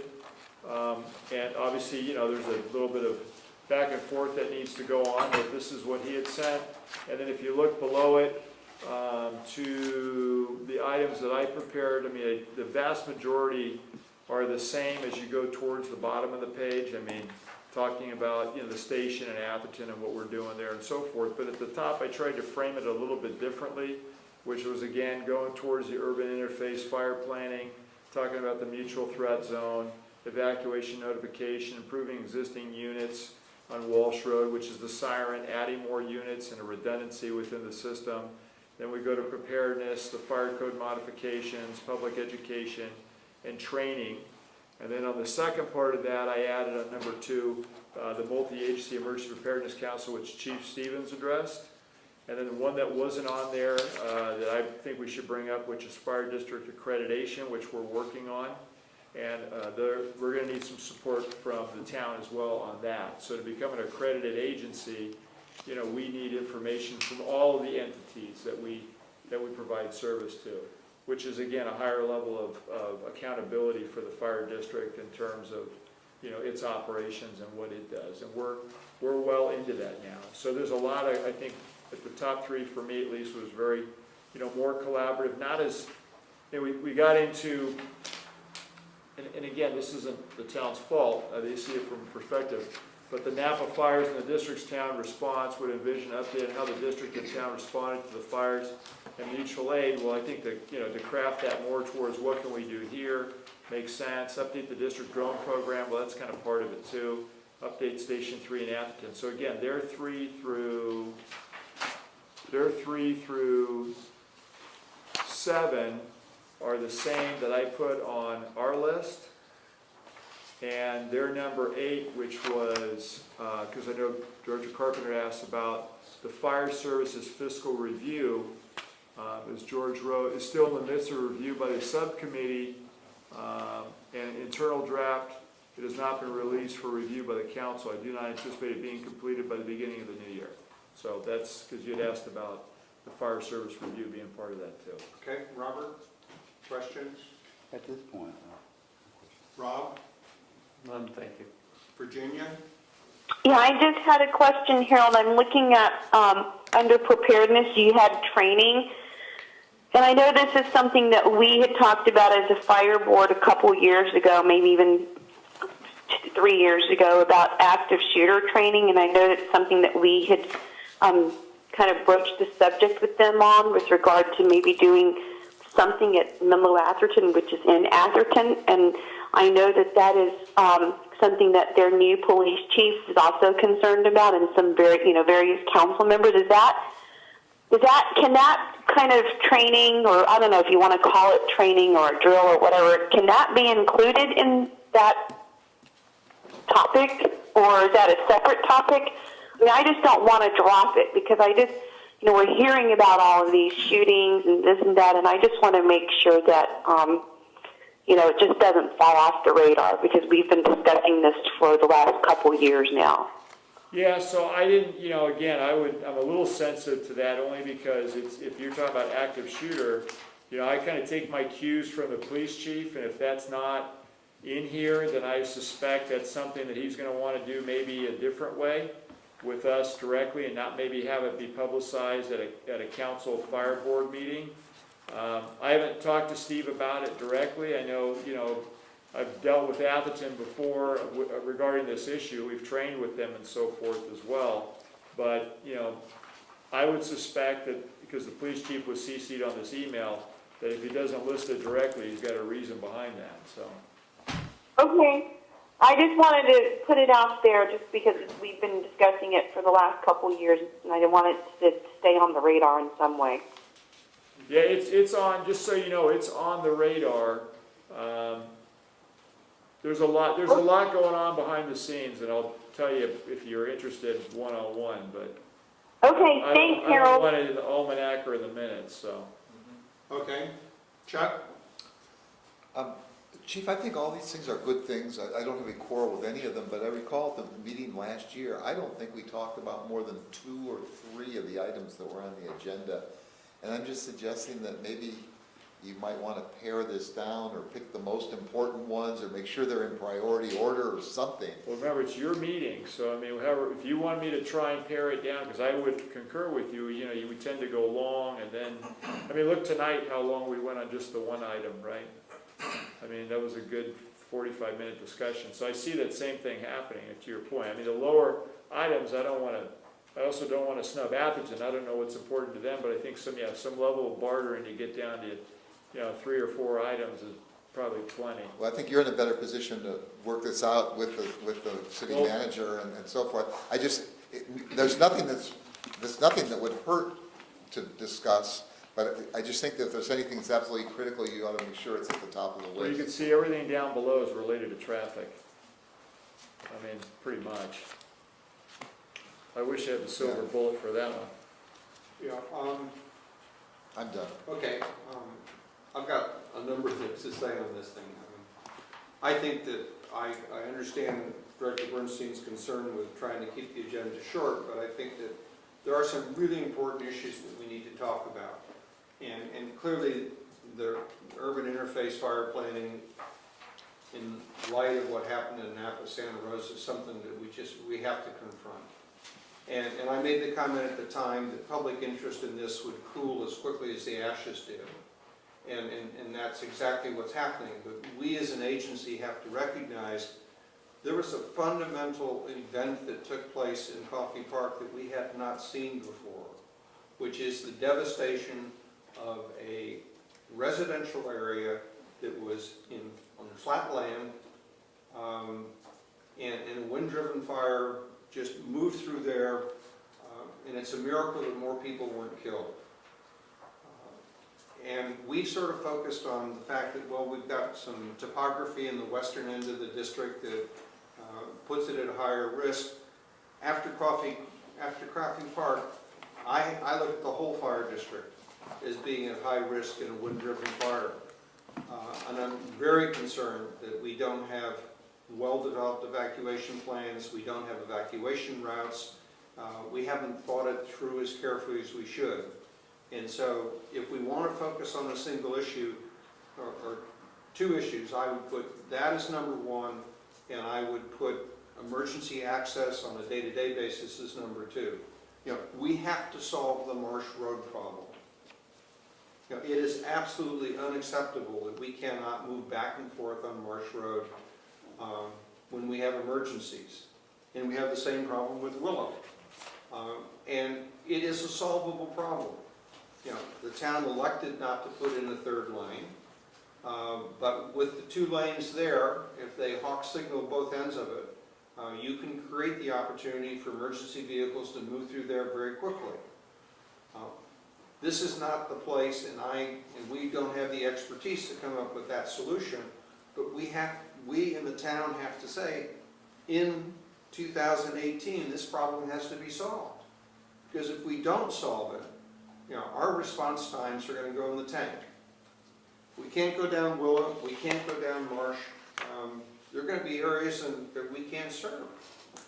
So as you work with the town manager, the number 2 items I've got are the urban interface, fire planning, recognizing it's the entire district. It's not just simply the hilly area west of the Alameda. The whole district has an urban interface problem. And Atherton's particularly vulnerable because of the very heavy vegetation. The fuel load in Atherton is just astronomical. Now, you look at the town symbol and it's the tree. And we love having our trees. But a fire looks at that tree and that fire says that's fuel. The number of houses we have with combustible roofs, incredibly high. You put those things together, and then the Lindenwood situation where there's no escape route for over 2 miles on both the Marsh Road and the Bay Road perimeter. Those are problems that need to be addressed. And the people that we serve deserve us as professionals saying this situation as it exists is unacceptable. That's my input. I just wonder, I share the exact concerns you have. I wonder if there's perhaps some value, I'm not sure how, 10 people are gonna contribute to the conversation, although it might be a commitment or something of that sort. I'm wondering if there would be any value in either staff, people from both agencies getting together to talk about a couple of ideas first prior to the meeting, or you, for example, getting together with the mayor to discuss some of these issues so that there was more of a focus to the conversation, with some ideas that surfaced, and that we could discuss various options. My hope would be that we would have an outcome-oriented discussion at the joint meeting in which we would give direction to the fire chief and the town manager that these are the issues that need to be dealt with and this is the priority for them. Well, if that's how you see the meeting, I don't disagree with that either, then maybe it does make sense to have a longer laundry list of issues, kind of as maybe the chief was, and setting a time limit. We're not going to spend more than 10 minutes on each one of these 8 things, so that's 80 minutes or something, and that we say, do we want to go ahead, yes or no, or something. I just think it's a slightly different structure, and somehow this needs to be structured. Yeah, the problem with the joint meeting is that no one's in charge of it. Well, maybe you and the mayor could get together and talk about how this was structured so that it could be productive. We could do that, or Virginia could talk to Craig Terry, they're the 2 liaisons. But I don't want this to simply be a meeting where we sit around and talk. I want it to be a meeting where we say, these are the problems that we've got, and these are the commitments that we're making as public agencies to solve the following problems. We're going to deal with the urban interface issue, and these are the things we're going to do. We're going to deal with Marsh Road, and this is the schedule that we've got for solving the Marsh Road problem. So historically, remember, it's been, the manager and myself are really more of the facilitator of trying to get some of the agenda items pushed forward, but it has been the mayor and the board president that, also finalize and communicate on what the items are, because it's your meeting, we're staff, we work for you, and so it needs to be a collaborative approach. So it's not, I don't want to make it sound like it's all on the fire chief and the manager, so. And typically, it's been the board president and the mayor that equally, were in that meeting or met and said, great, here's that. Last time, Elizabeth and I met last year. Yeah, Before. remember we sat down, And we sat down there and we hashed out things. And if you and George provide the mayor and myself with the draft agenda, I'd be pleased to get together with them and finalize it. But I think that, the 2 of you really need to focus on what I would describe as actionable items. I don't want to spend a lot of time in this meeting sharing information, because there are much more efficient ways of sharing information.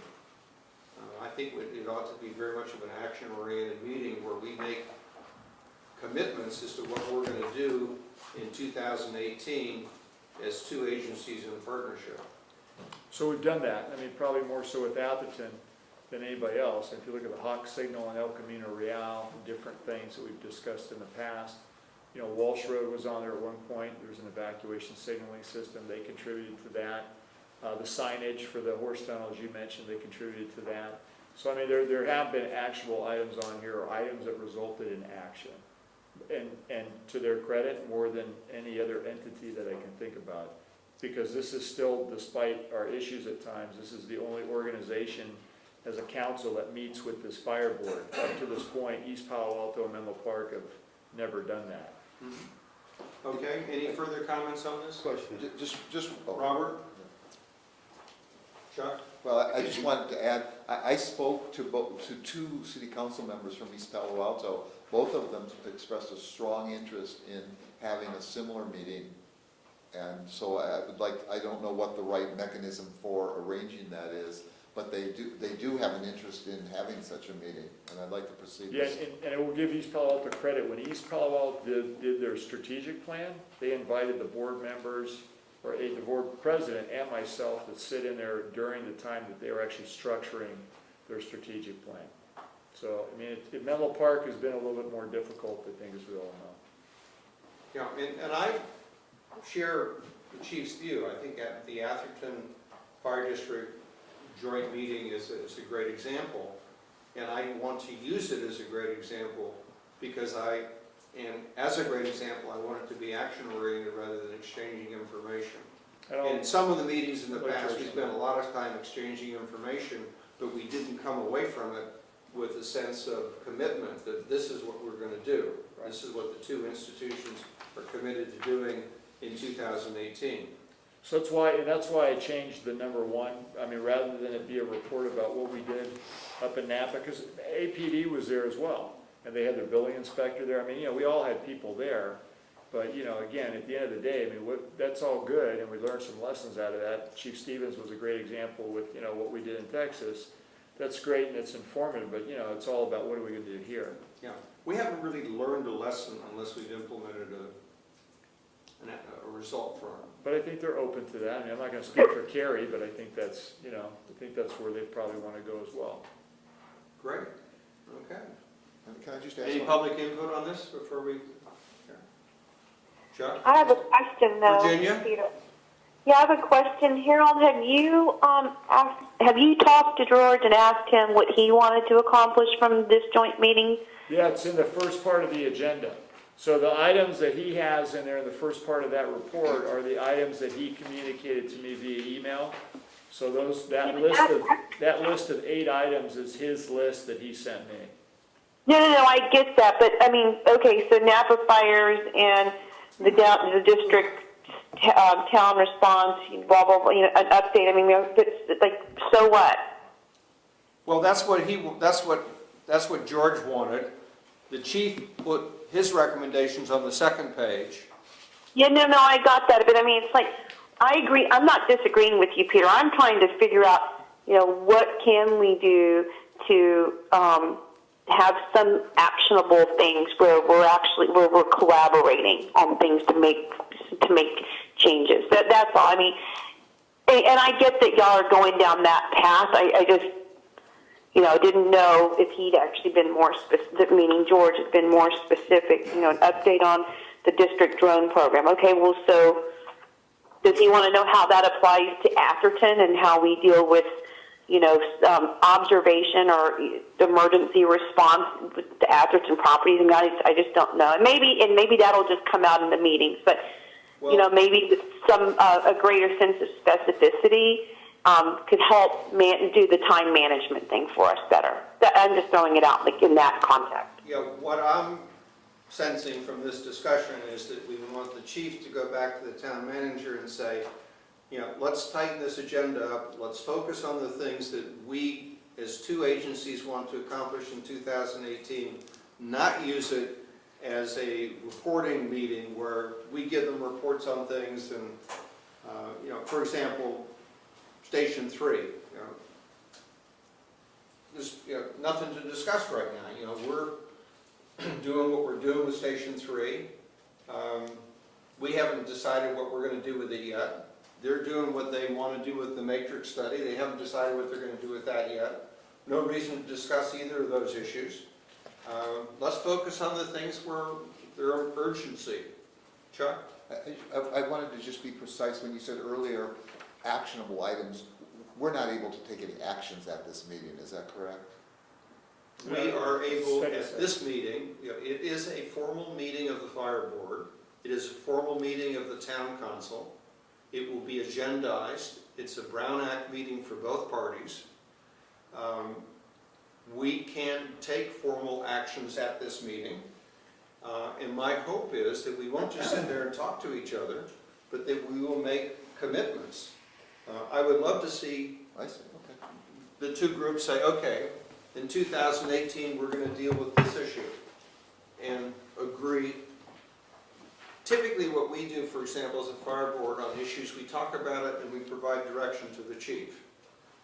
I would propose that the outcome of this meeting would be that we would be providing direction to the chief, and the town council would provide very consistent direction to the town manager. So it wouldn't be a resolution that we'd be voting on, but we would be providing direction to the two executives as to what we want to accomplish together in 2018. Okay. Okay? Robert? I'm just a little bit confused as to the process.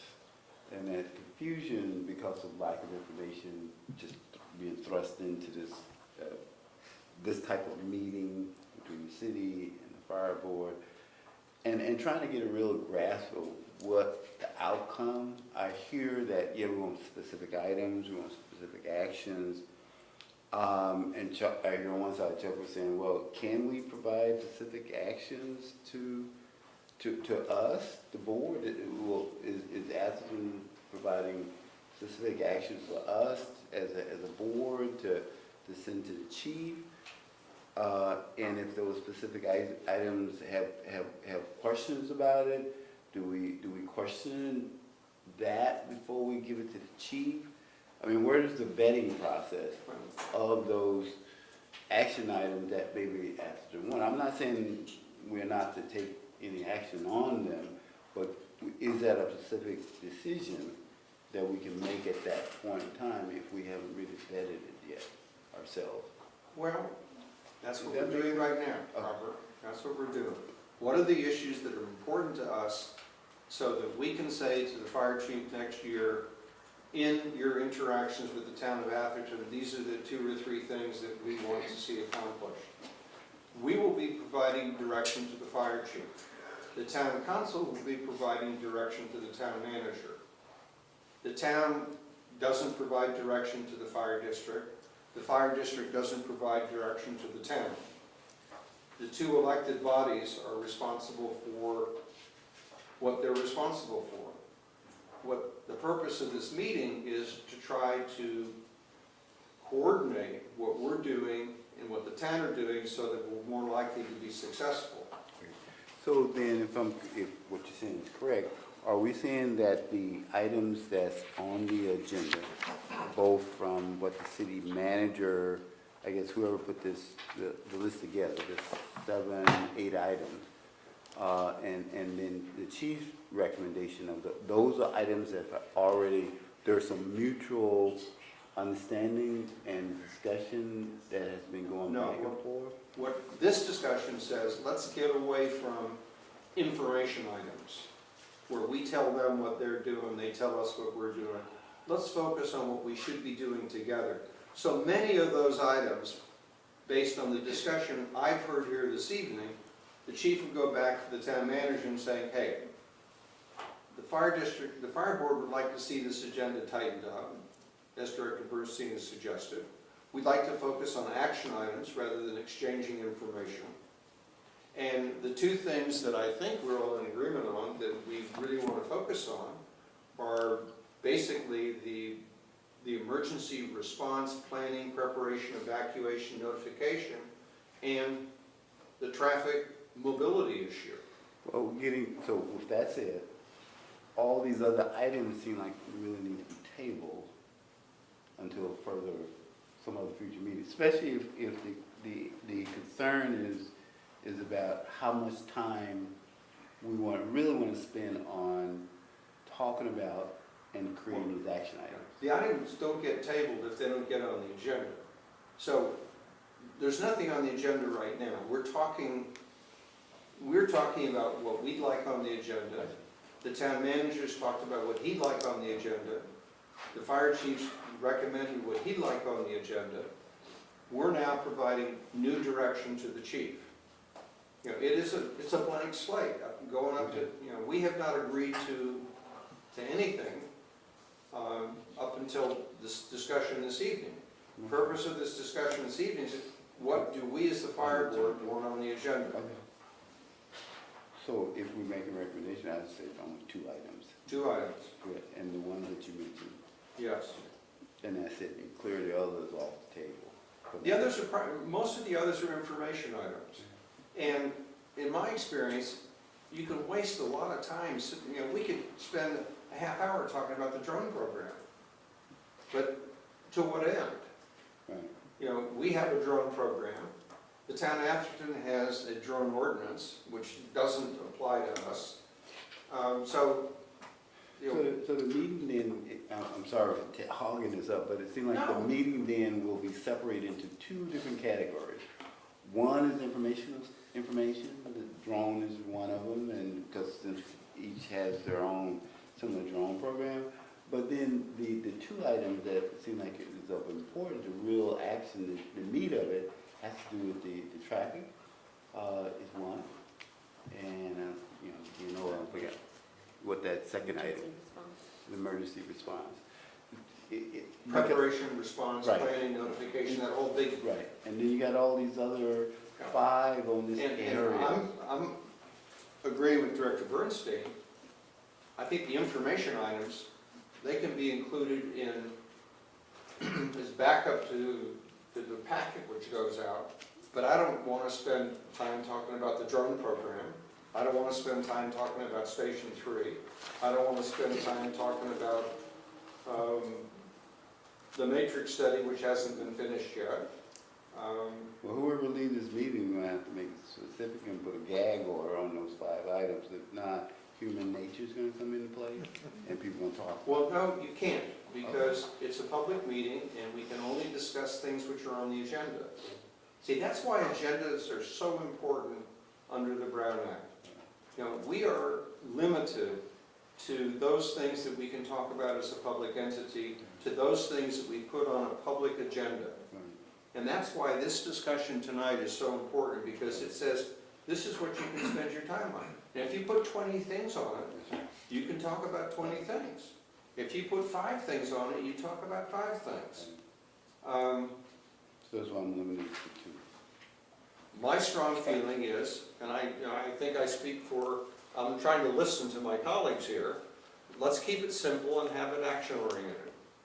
Do people feel differently, that we should spend more time on information or more time on a couple of important issues and try to have it action-oriented? Rob? Well, we've always had the issue of the response times, and it's no secret that during rush hours, you can't go anywhere around here. And the challenges that not only our emergency vehicles have, but ambulances, police vehicles. So it is a huge problem, and we're going to be discussing that, and it may take up our whole meeting to discuss it.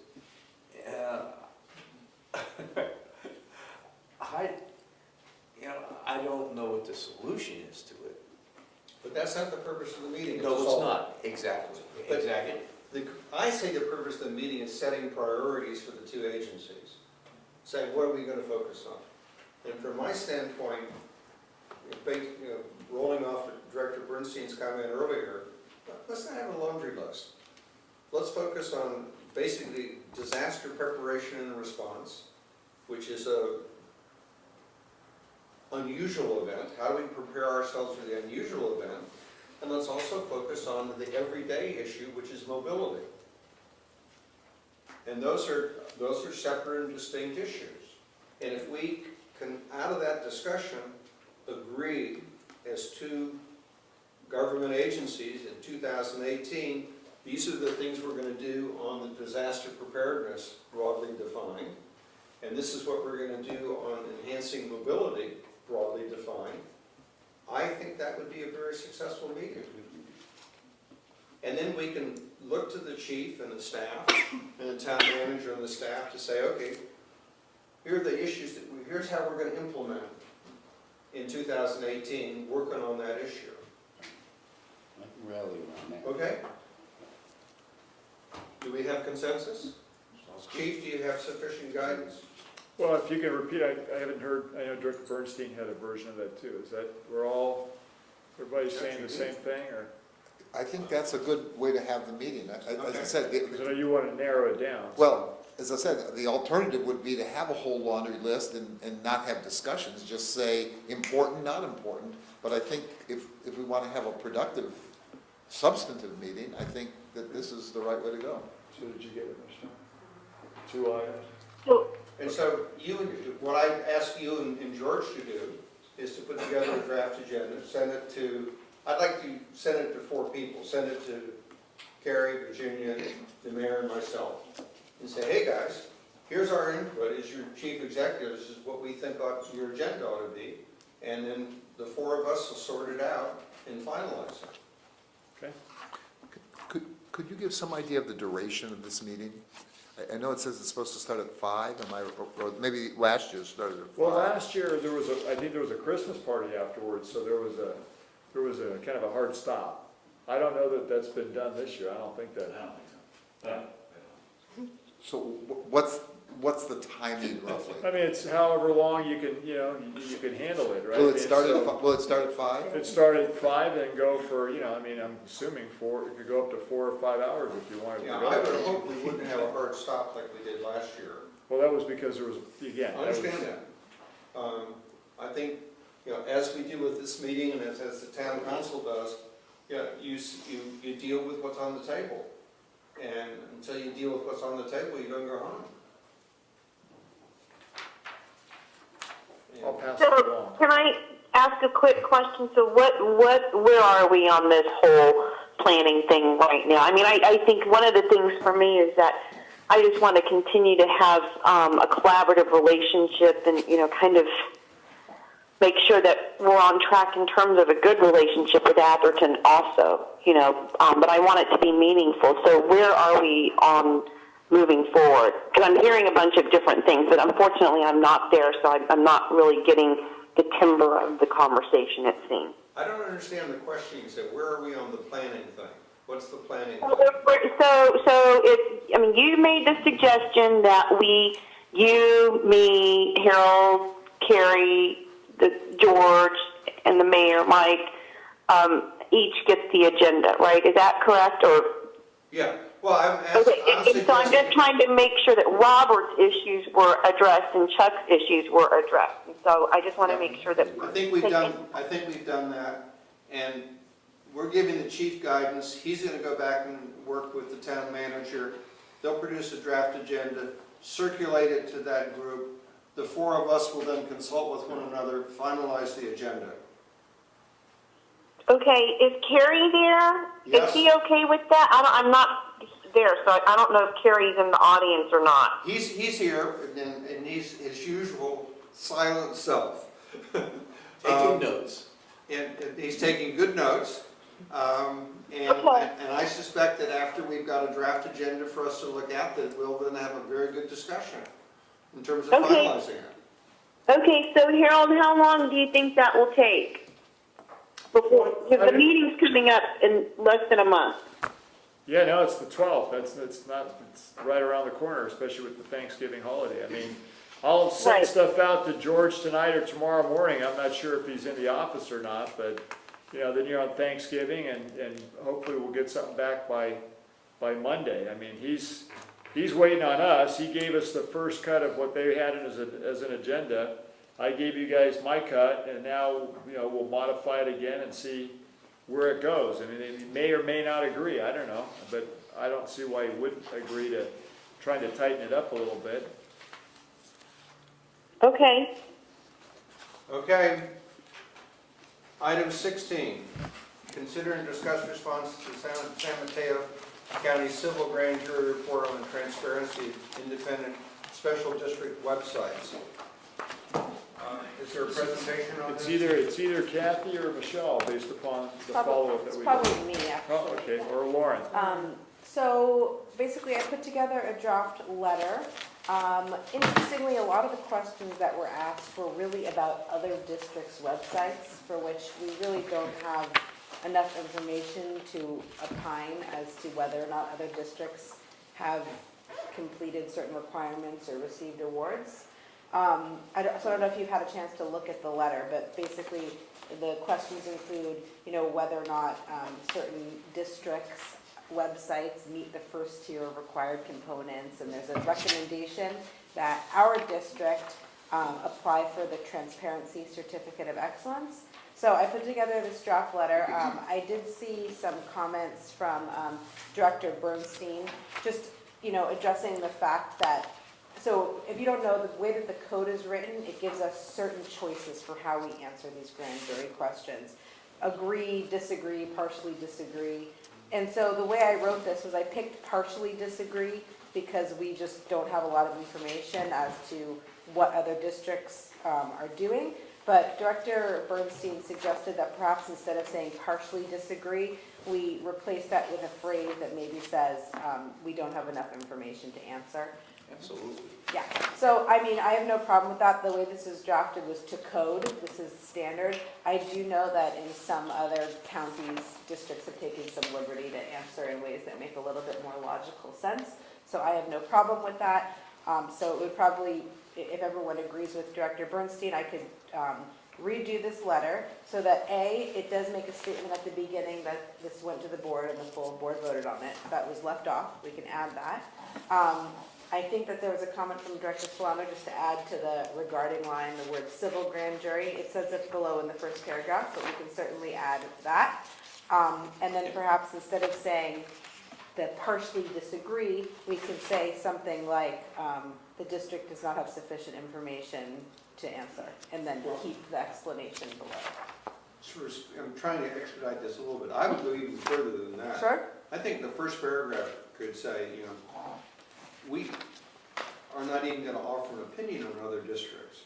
The only thing we're going to do is respond to what we do. Exactly. That's another way to do it, and that way we would basically only answer questions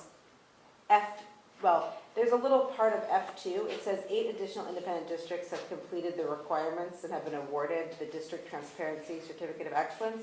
I would recommend including F2 in there and just having at least the second paragraph, because there's an internal inconsistency in the grand jury report where it basically says at one point that they recommend we go get the certification, and another part of the report, it says that we have the certification. Right. We don't have the certification. So I could No, but just, we qualify for the certification. that's right, but it says And in there it's- that we have it. And so I can correct them, or I don't have to correct them. But I can rework this. I think you understand what it is, but I can have a paragraph at the beginning saying, this letter's only going to address the things about our And then you can district. get rid of a lot of stuff in the letter. I would basically just have It's already just. a part of F2 and all of R3. That would be it. Well, let me go back to regular order. Yep. Robert, do you have questions? I have a couple of questions, and just as point of clarification, because I read through there, and what I take from the grand jury report is that this district transparency certificate of excellency that the Menlo Park Fire District qualify based upon their criteria in which they ranked everybody. There was 2 areas that seemed like in the scoring that it was pointed out that in 2A and 2I, there was 2 areas that was not a yes or a no category or comment to. And that was on page 11. So if those are the only 2 areas that we are missing, and I'm not sure what 2A and 2J, what that represent, but everything else, they noted what I thought I heard that it's saying here, that we qualify, and that they would recommend that we should just fill out whatever paperwork there is to fill out, so we can get that transparency certificate. And that's the end of it. It seems Oh, like. so it is and it isn't, and you can jump in and correct me if I'm incorrect. The reason that we answered in this draft response, that we need to look at it further, is it's not quite as easy as sending in a piece of paper that just says, yes, we have everything. We have to actually go through, locate the resolutions, find proof of everything, put together a full package. So I think that staff just wanted to take a look at the staff time that would go into that and get some direction from the board as to whether or not it was worth it to the board to put in all those hours and staff time to put together the application. Well, what I do know, because I used to sit on the grand jury back in the late 80s and 90s, and what I do know is if we don't comply with that, guess what? There's going to be next year, it's going to be a year after. There was one organization, the Sanitary District in East Palo Alto, the grand jury came back to them every year for 8 years until they comply. And so, I mean, it may not mean much, but if you want to get that gnat off your back, you just want to. If it takes one extra hour of Michelle time or one of the board members to help out, whatever, to get it done so they can check that off their list, I think it's extremely important that we do it and get it out of the way. Because they already saying we are qualified. And if it's just a matter of filling out the paperwork, fill out the paperwork. And the way this draft, just to be clear, the way this draft response is written, it doesn't say that we won't do it. It's saying that we're going to look into it and determine if we're going to do it. So it leaves it a little open-ended. So we can certainly change it if the Yeah. board's Why don't we direction just is- make a commitment to do it? Well, that's why we're here talking to you. This was staff's recommendation to me. They looked at this and said, hey, this could take a little while. We want the board's direction as to whether it's worth it. So Michelle? Um, You've got your we're- hand we're up, which is required very to- unusual. But the biggest reason why this is on the agenda tonight is because we are required to respond Yep. now. Yes. So 2 months that's ago. why it's actually here. And it's actually gonna be way more than 1 hour's of work. I don't know how we're gonna squeeze it in, and Well, it's the gonna other, require work from the board members. yeah, It's that's gonna the part that's require- important for you It's guys to gonna- It's understand. not what, Director Jones, what you think it is. It's not like that at all. There's a lot of work behind it. It's gonna be a huge project, and I'm not sure how staff is gonna squeeze it into their already tight schedules. But the way this it's- is written, we it's- could still do it. No, we can't do it. This gives us, this Buys us response time. gives us time to figure it out, look at it, decide, okay, we can come back to the board and say, this is what you're all gonna have to do, this is what's gonna be required from staff. But tonight is really, the most important thing is just to have the response. One thing I would recommend, just FYI, is that I think it's important to, because it's already like it's two months past due. I think it'd be important just to send a little awareness letter. She already did. Oh, Okay. yeah. And I just will let them do know that. about Okay. time. Charlene, like- she's addressed in the letter, Oh. under the honorable, I'm not sure what his name is, I don't have it in front of me, but Charlene, I've been in communication with her, and she knows we're late, and she's like, it's great, just Yeah. make sure you get it on your November That's right. agenda, and we're good, and I'll check you off the list. That's all they ask. So, okay, thank you. But they themselves, just to be clear, they themselves didn't know at times either as we went through the process what Yeah. even was going on. Right. Yeah. So, and just so the last time we did this, just know this too, to Michelle's point, part of what's required is all of you, and this is the reason the board said no, is all of you, all the board members have to go to a series of trainings, and that's gonna take time, and then that's the only way you get those certificates So, of yeah. excellence, right? Commitment from understand. So both. that's a big commitment on the board Board and members' time staff. too. I've seen that before. I don't know. Peter, Rob? I just have a few questions.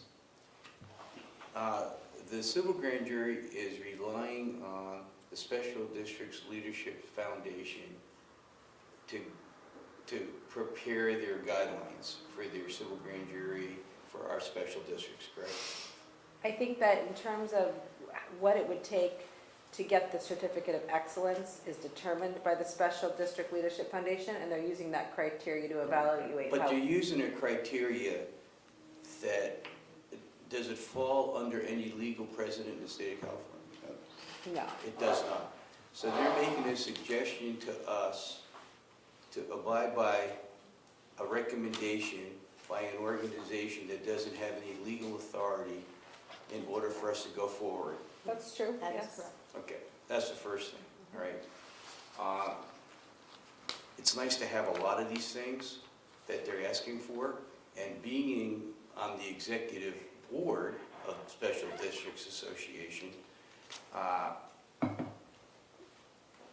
think it's really good to be transparent the way they have outlined this, but as Michelle said, I've got the training, because I had gone through all the training, but I don't know if all my board members wants to go through all the training. And Some of it is repeat as well, like every 2 like, years. like kind a of thing. refresher, right, exactly. And sometimes the refreshers really aren't refreshing the information that you have, because you can read those bulletins and get that information. So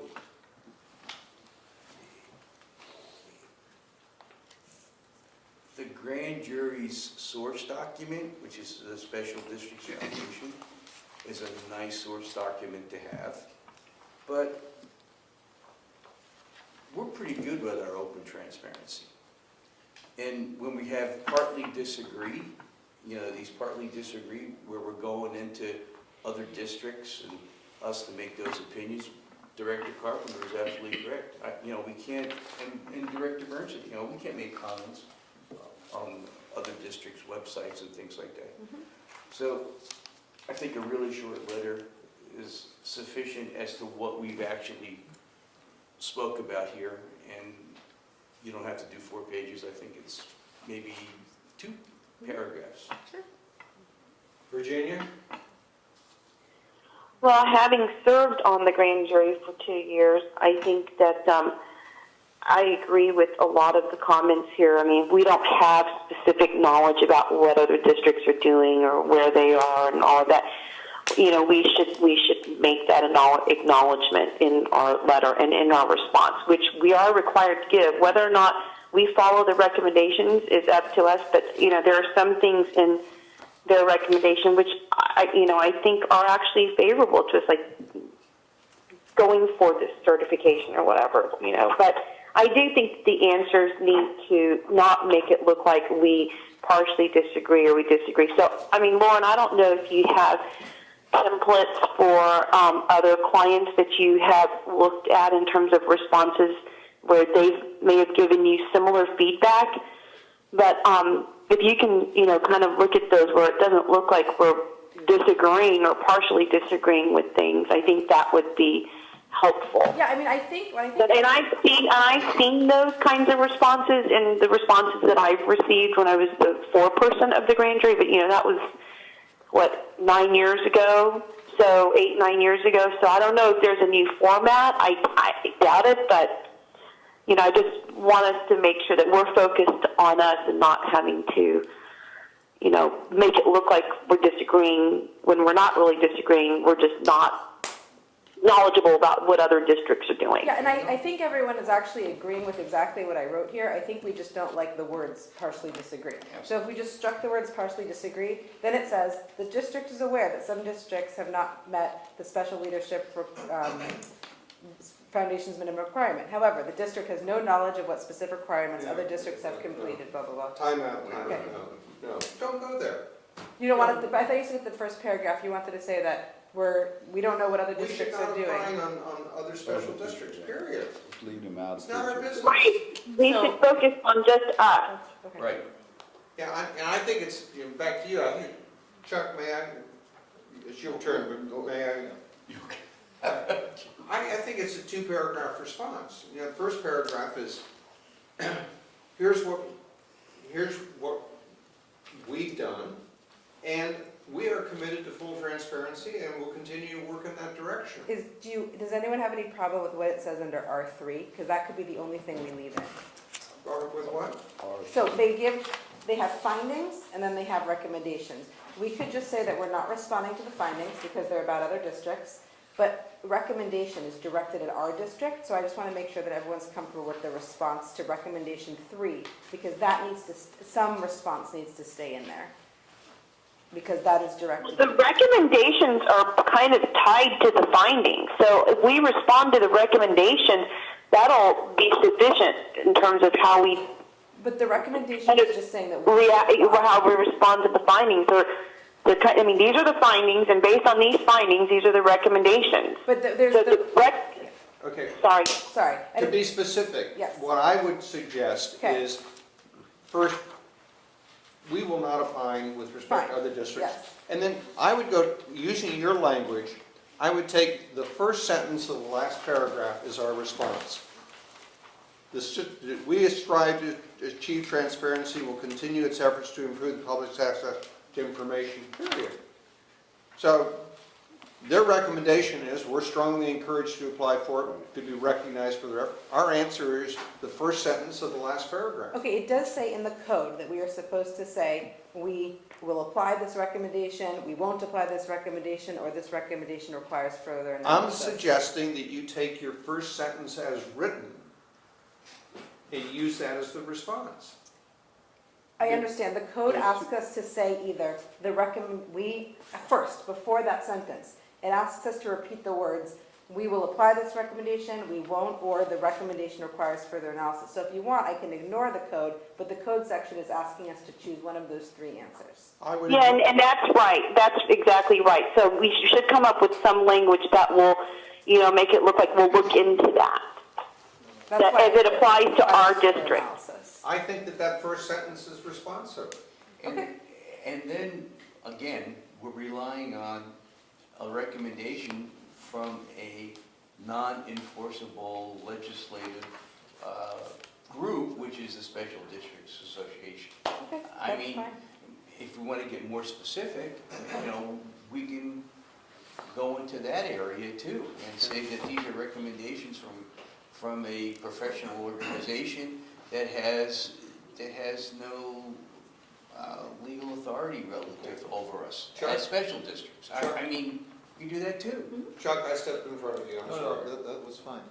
I think the conversation is going in the right direction. I just wanted to ask Rob, in your post as a board member, that you communicate to other board members or to the leadership of CSDA that it's really not appropriate to be using the grand jury as their sales force.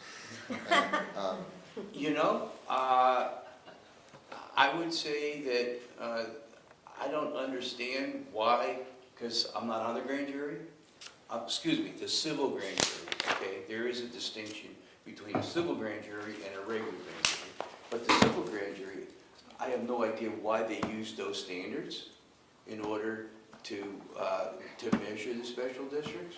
Well, when they were just doing, when you and I attended the CSD, they were just building up that group, that training group, and they were urging people to take it. And I think they were lobbying organizations like the grand jury, the civil grand jury, to do that. Well, it's all subjection, and I don't know what their train of thought was relative to it, but, I don't know what the civil grand jury, why they use the California, state guidelines here for special districts. I don't know why they did, other than if you go to our website, we're very, very transparent. And, making comments about other special districts, I think is not relevant to us. We need to, we're kicking this around too much, I think. And I'm done. I think I understand. I think we have consensus. Yes. Yeah. I do need a vote on eventually. Keep it short, keep it simple, and Understood. only address issues over which we have responsibility. Okay, so I do need a vote with that direction, that it will be, we're not going to opine as to other districts. We think we're transparent, 1 to 2 And we will paragraphs. continue to be more transparent. Yes. I'll move that we prepare the short letter as described here. And I'll second it. Roll call? Director Jones? Yes. Director Solano? Yes. Director Crawley? Aye. Director Bernstein? Aye. Director Carpenter? Yes. Okay, moving right along. Item number 17, consider and discuss fire board committee liaison assignments. There's 2 issues here, one of which is we had asked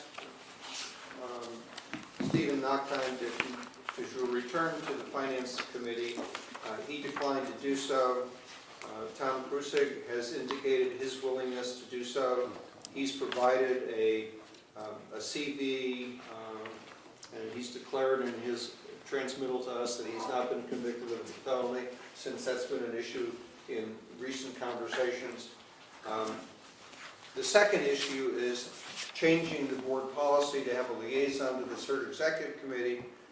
That, as a board policy issue, requires at least 2 board meetings to do that. We typically do that in the spring when we review the whole board policy. I would like to address the first question. As the board president, I would like to recommend to my colleagues that we appoint Tom as the citizen representative for the Finance Committee. Is there a motion? Oh, so moved. A second? Second. Any discussion?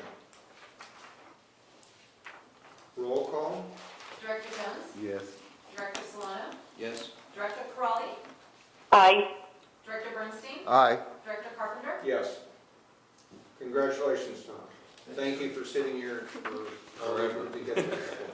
Now, on this, Tom, Can I yes. ask one question? I'm still unclear, and I'm sure you'll give me some education on this, what my responsibilities to the citizenry is in terms of communication, and I'm sure I'll receive that as we go along. Okay, fine. On the second piece of this, the issue's been raised about adding a new board liaison. We can deal with that in 2 ways. We can defer it until we do the board policy review, or we can pass a motion tonight to add that liaison with the understanding that that action then has to be repeated at the December agenda to meet the 2 meeting requirements for changing the board policy manual. And I'd be very comfortable with either approach my colleagues would like to do. I'd like to make a motion to nominate a board member for that position. To add that position. To add that position. Okay. And Is then there our a next- second for that motion? CERT executive liaison. Yeah, it'll be a board designated, we're adding another board designated liaison. It will be an amendment to the board policy manual, which will then have to be voted on again at the December meeting. Is there discussion? Chuck? I just want to ask the chief, because this had come up, and I don't want to muddy the waters here in terms of the agenda, that's a separate issue. I would like to see at some point where a CERT report is made to the board every meeting, in the same way that the Benevolent Association makes a report. But what I was trying to understand is, one of the staff members actually brought this up, who should really be reporting to the board, and what is the role of the liaison versus the president of the executive board versus the staff person who's heading it up? That's a great question. I don't have a good answer for you because we've modified this now so many times that no one's ever sat down and thought through that structure. They may have discussed it at the meetings, but at this point, you don't want to lose connectivity with the staff, right? And so, you also, do you really want a direct dealing to the board, because that could be an issue too. I don't know. This is all so new and moving kind of fast. I think Jim's proposal to do the Emergency Services Council, I think solves part of that, because you can put the CERT groups within that venue too. But, I don't know. Okay, public comment, Tom? I'm the new chair of CERT, effective January 1st. So the first question I would have is, how is this communication path different than the communication path we currently have through ePrep? What is the purpose of ePrep? And it was my understanding, because I've attended a couple of them, that we have conversation there, and then that gets passed forward to the board at large. It sounds like you're creating a second pathway, a direct, which could end up having a communication problem, or one communication goes this way and one communication goes this way. Then you have to filter that, which creates extra overhead. So my thought would be that we come up with a way of communicating directly to the board that is succinct, that does not have parallel paths, because that can be really tricky. I'm not sure that we can do it monthly, but we have already,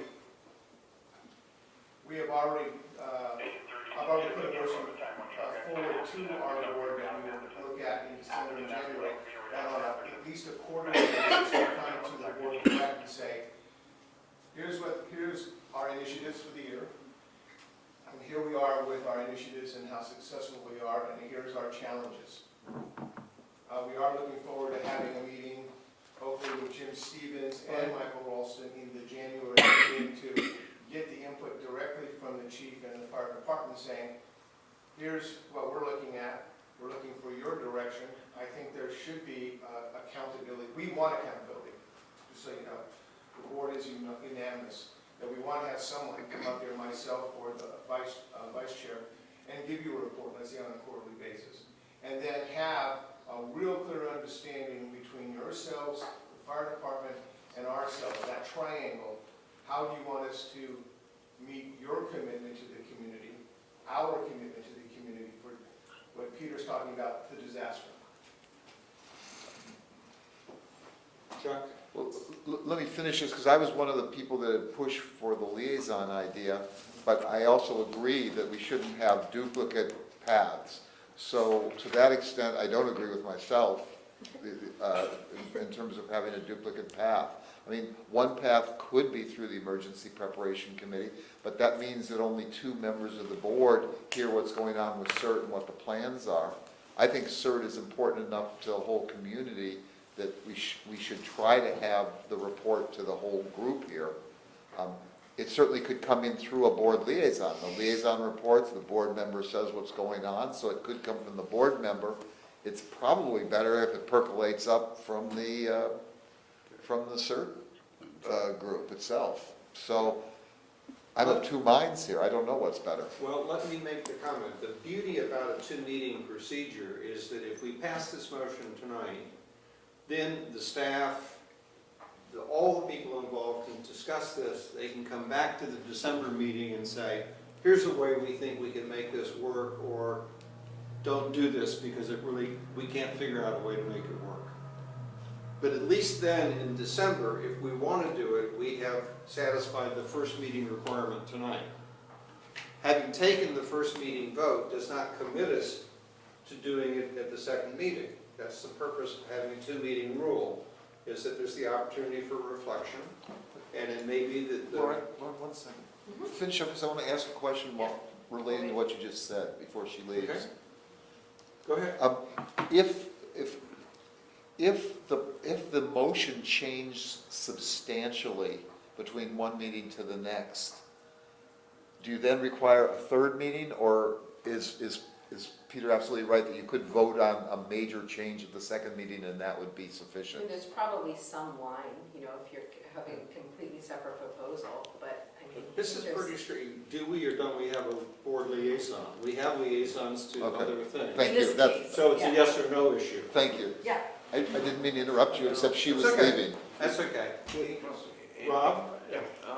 And then a staff report will be prepared, and then there'll be a recommendation by the chief and his staff relative to that position, correct? So to give you a sense, last time I brought this back to Jim Stevens, and Jim talked to Mike about it, and obviously they talked to their group about it, and the concern was, and I hadn't seen it either, was, again, the 2-path, the concern that it didn't, it's not at the group being vetted, they weren't really asked, they're coming up with a way to make things happen in their group that they see as successful, and so it almost, as Jim said to me, and he's not here, but he says it almost undercuts or could undermine them at times, depending upon what goes on. That's the concern from the group. So you got the chair right here telling you that he's got a concern, and I heard it too. And again, that was something new. I think in the honesty of the moment, nobody thought that was a problem because it seemed to be not a big deal. But then you bring it down to the committee level where they're working on these things, and they saw it a different way. Okay, we have a choice tonight. We can either make a motion on this and vote on it, or we can simply table this to the December meeting for a staff report, at which time that would be the first reading of the change to the board policy manual. Point of clarification. Yes, sir. If we make a motion to develop this, another committee, CERT Executive Committee, how, we already have a emergency preparedness committee. How are those are those two separate groups? Or are they part of will it merge into one group? I'm trying to understand it. I know there's probably a major difference between the two, but it seemed like there's a lot of similarities and maybe overlap or coordination that goes on between the two. Am I missing something here? No, but my sense is, would people like to table this to the December meeting and then have the staff and the other participants talk about it? Absolutely. And I start think coming it's a back good to us? idea. Is there a motion? I move to table. Okay. Sorry. Virginia? Sounds like there's a motion to table just to win the December meeting, is that correct? Yes. That's a good idea. Table it to a date certain. Will there be Which is December 20th, right? Yes. Which is the next meeting. I think it's the 19th. Right, so is there a second yet? Or I'll make, There's a second. Is that the? okay. December 19th. Pardon? It's the December 19th, not The the 19th, 20th. okay. Roll Or the call? 19th, sorry. That's okay. Roll call? Director Jones? Yes. Director Solano? Yes. Director Crawley? Aye. Director Bernstein? Aye. And Director Carpenter? Aye. Okay, agenda item 18. Did we vote on Tom, though, that portion of this? Yes. We already did. We did that, that was the first motion, so that's done. We're finished. Okay. A month to get it. Agenda item 18 addresses the special way in which items are added to the agenda. The agenda is established according to the board policy by the fire chief and the board president. And then we established a policy in February 17, 2015, that there would be a proposed agenda item, and that would be another way in which items could be placed on the agenda. So that's the purpose of the discussion tonight, is to whether or not, what we do with that. Now, it says, receive input for the Human Resources Committee agenda item to develop a process for filling board vacancies.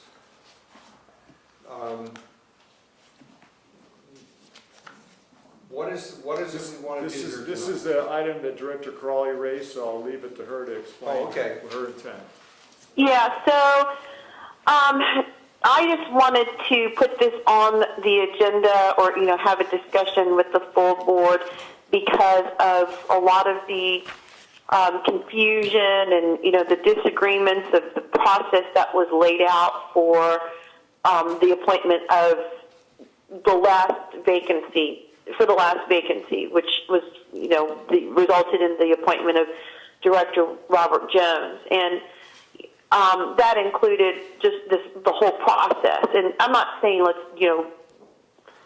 vote on a must-have voting process, but I am saying is let's vote on the criteria, for example, of what we want for from candidates who are interested in applying. And I mean, in this last round of vacancy appointments, we did not ask for a resume.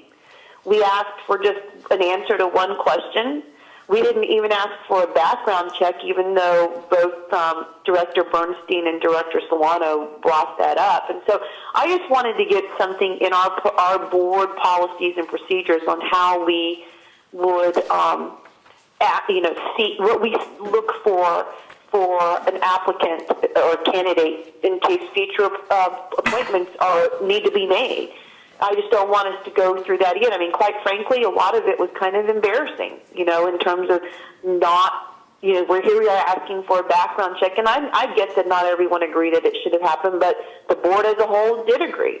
And so, I just wanted to put something in place. We had things in place for, the liaison, who's going to be what liaison and, all of that. And so I thought that this would be a good opportunity, because we just got done appointing Director Jones to the board, that a good opportunity for us to just put something affirmative into our board policies and procedures so that we know what to do and the public knows what we're going to do. And I just thought that this would be a good time to get input from the board. The HR committee meeting hasn't been scheduled yet. I think that Michelle's working on scheduling something based on, my schedule, Robert's schedule, and Harold's schedule. So, we're looking at hopefully the end of November, early December if this moves forward, and I'm hoping that it will tonight. And I'll take questions. Well, again, like the liaison issue, we have, we typically do an annual review of the board policy manual in the spring. Are you suggesting that we do this out of cycle, or that we do this in preparation for that annual review of the board policy manual? Because of what we just went through, I'm asking that we do this out of cycle. There are other things that we can look at the annual board policies and procedures review, but this is it's just a lot that has happened recently, and I just want it to be done. And I'm asking for this to be done out of its normal cycle. Okay, Robert? I'll defer to now. Rob? Well, it was a little confusing, wasn't it, Virginia? Well, to me, it was... No, I mean, well,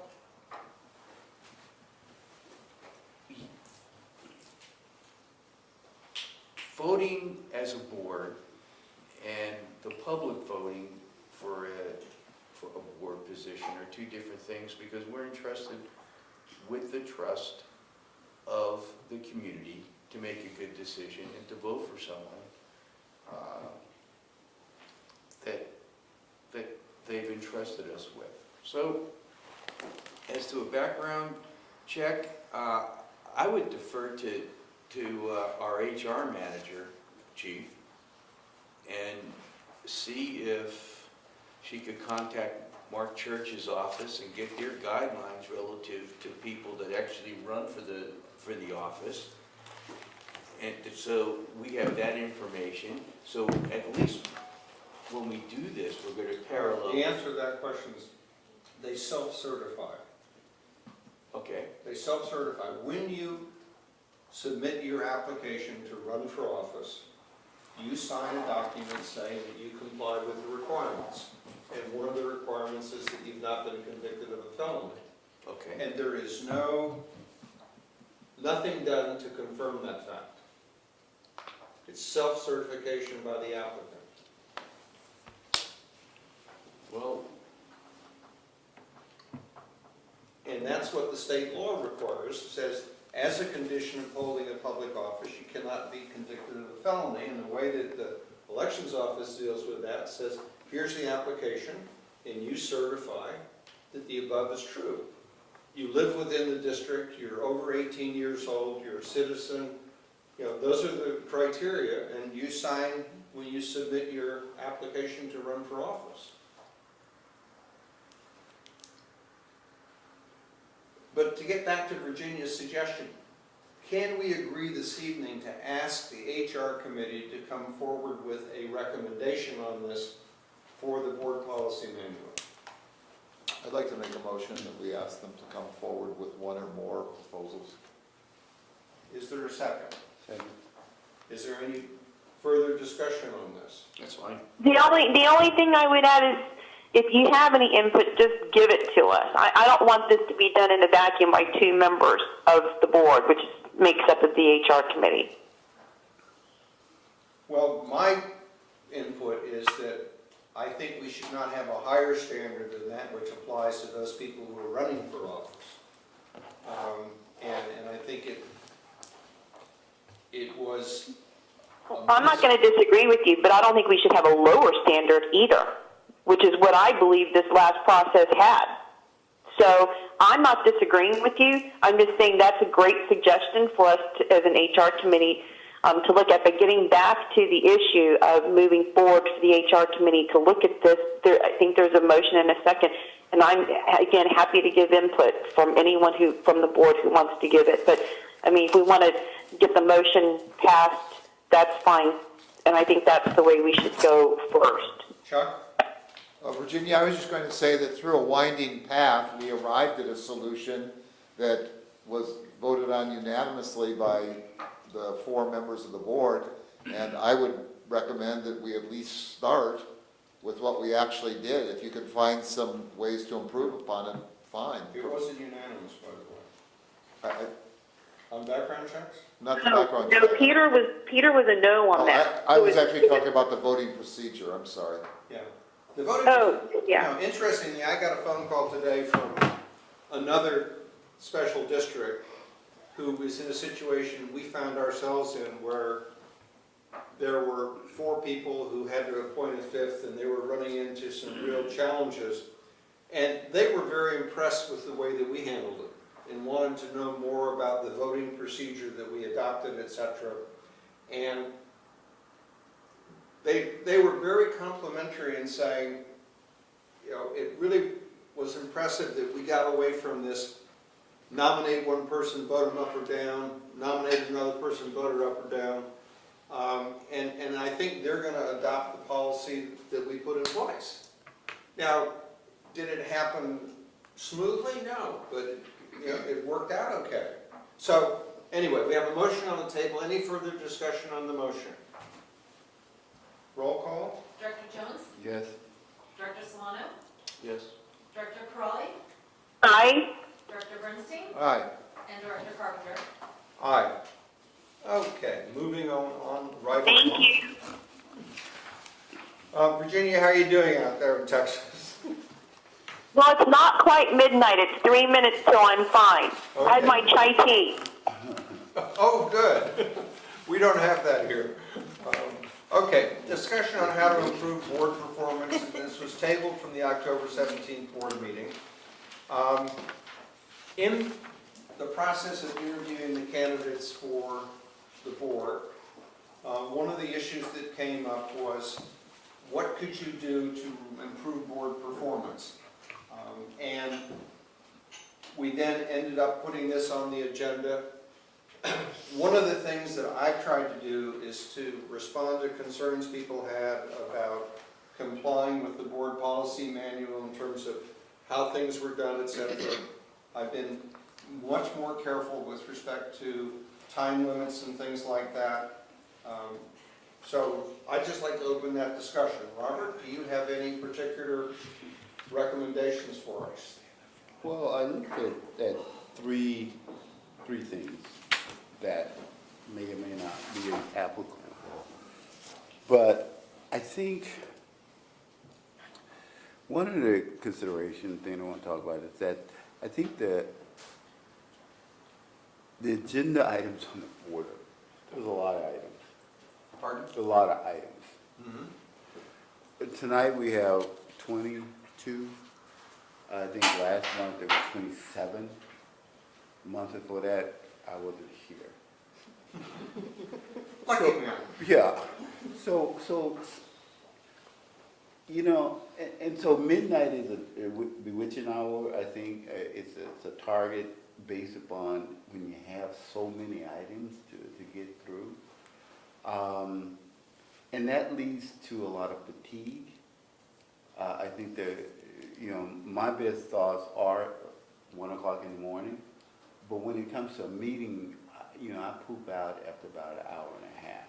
And I don't know how other board members or staff, how they function, but one of the things I think that might be of consideration is really how all the items get on the agenda, and do we really, most of them, like tonight, many of them were tabled for a variety of reasons. So the question is whether 27 items or all items really need to be voted on and talked about at that particular juncture for that night. Committee assignments, it may not necessarily hold true for what I'm going to say, but it appears that there's a little lopsidedness in terms of how people are assigned to various committees, and it goes back to liaison appointments and the committee assignments. And I know I'm new, and I'm just trying to get my feet wet and hit the ground running, but, there's a lot of things that goes on in these committees I don't know anything about. Disaster preparedness is probably the one that I'm most familiar with. But in terms of how the other board members spend their time, and I just did a quick analysis, I see that on the liaison appointments, Virginia got 3, Chuck got 3, and Rob got 2, I think it is 1. On the committee assignments, so there needs to be a meeting, there should be a meeting that a person would go to, I assume, with these liaison assignments. So now that's additional, energy that the board members have to put out in that month period of time. And the committee assignments, each committee, board member is assigned to at least 2 committees. So that's additional burnout, I think, additional meetings that they have to go through. And the disproportionate part comes into play is where if people are feeling that they are not being considered, or that they may be over-considered versus some that are under-considered, and whether their feelings and stuff that emanate from that. Maybe not, but after a while, when you get a lot of assignments, I think sometimes people may feel that they're being overly stretched.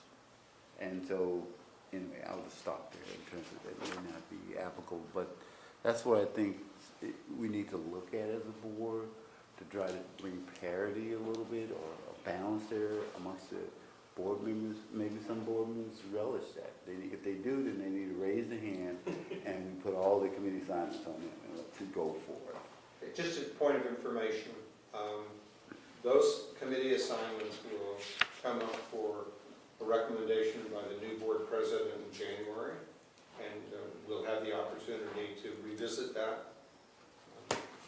Let me just keep the ball rolling here. Rob? Well, I agree with Robert. I mean, I'm pretty good at probably 2 hours, hour and a half, 2 hours. And then after it gets a little long because this isn't our primary position. And a lot of us start work early. Maybe we need to go to 2 meetings a month. Well, it all depends on the agenda. I mean, we have a lot of items, and because we have a lot of business to do. I mean, you can't make that up, but maybe when I was sitting here, wishing I were on a block once, but I can't to kind of stimulate my thought process. But 2 hours, and we've been going since we had a closed door at 6. Now it's 10, so that's 4 hours. And 10 hours in a regular position, long day. So I agree with Robert. We should tone these agendas down a little bit. Virginia?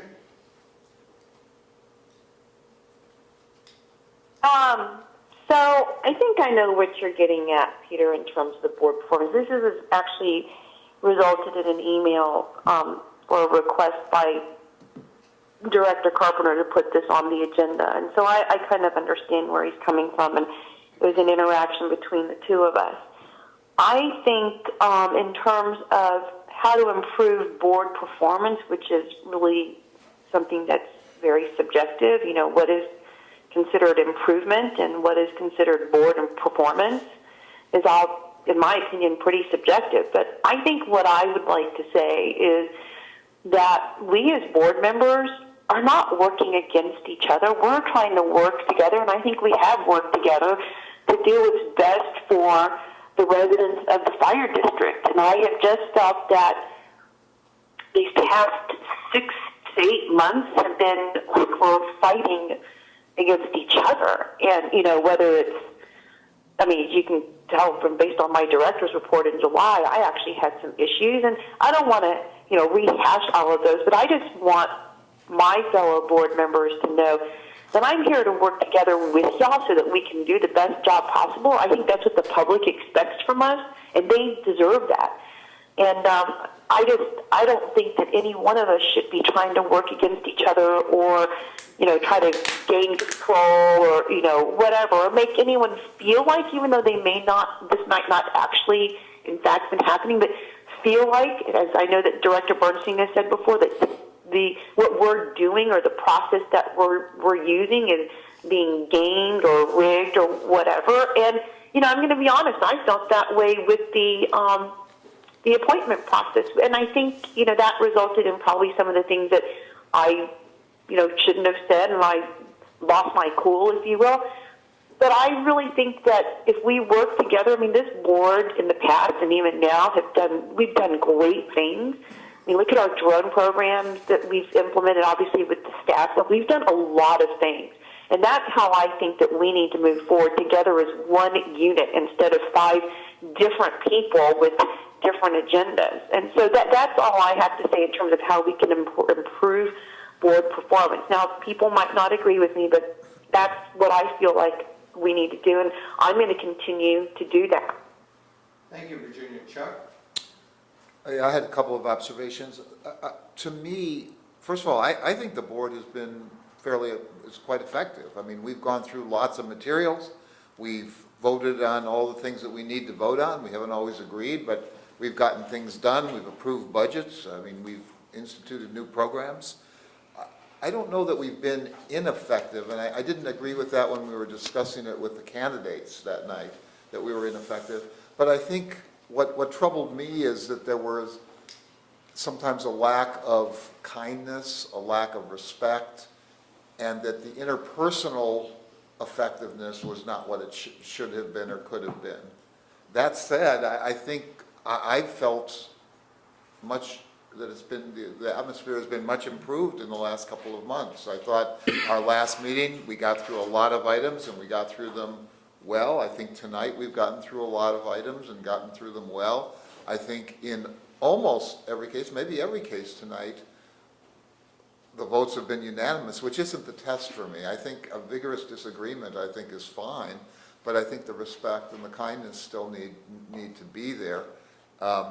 I also think it's important that people believe in democracy, that the idea is everyone should have their say, and once said, then you move on and you accept the outcome and you don't try to undermine it in some way and so forth. So I'm actually feeling quite good about the board at this point.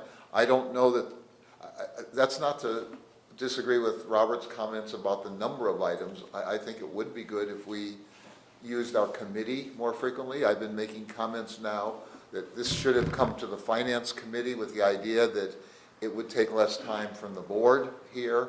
And it's not just the Finance Committee, things for emergency prep, things for the HR Committee and so forth. I think that, that we could do more in committees and therefore take less time, less time of the whole board here.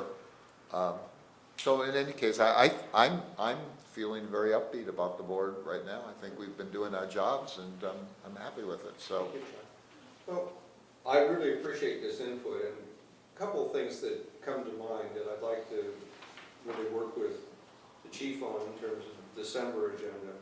I think we can put more items on the consent calendar, particularly since we have the option of always taking items off the consent calendar. The other thing that I think might be helpful in that respect, and this may be a stretch for the staff, but it's a planning issue. If we could get the packet out maybe a day earlier, more items on the consent calendar, people then have the opportunity to read them carefully. If they have questions, get back to the staff, not be stymied by the fact that we don't have people here on Friday, etc. Then we may be able to deal with the consent calendar, more items there, deal with it pretty quickly, and then focus on the things where the board really does have the opportunity to make policy decisions. Kathy? I have a little bit of input related to, I think they're good ideas to have more on consent and even maybe more going to finance committee, but the reality and the day earlier thing, it's all great. It would be great. Staff time and availability, I honestly can't see. I think Michelle and I will break if we have to, have a bigger packet for the finance committee. We get through this and we're like, ugh, and then it's, Next one. now it's finance committee. And if it just keeps being a bigger packet there, and then maybe it's faster in here, but it's just a ton of work for, Well, for example, Kathy, let's say that we had something that went to Finance Committee, and we would, the presumption would be anything that had gone to committee would go on the consent calendar. And so, Unless there had been pardon? unless there was disagreement Yeah. in there, yeah. And so, we're, okay? And I can I'm go going to along make a with that. trade-off here. Yeah, and so, one point though about the day earlier, I know we were here until 2 o'clock, we were over at the fire station creeping around trying to post the things. That's 2 o'clock in the morning. In the morning Yeah. of Thursday or Friday morning, trying to, complete the packet Well, with that time period. but So it would seem I can, to I have me that if you concerns. just roll that back, what,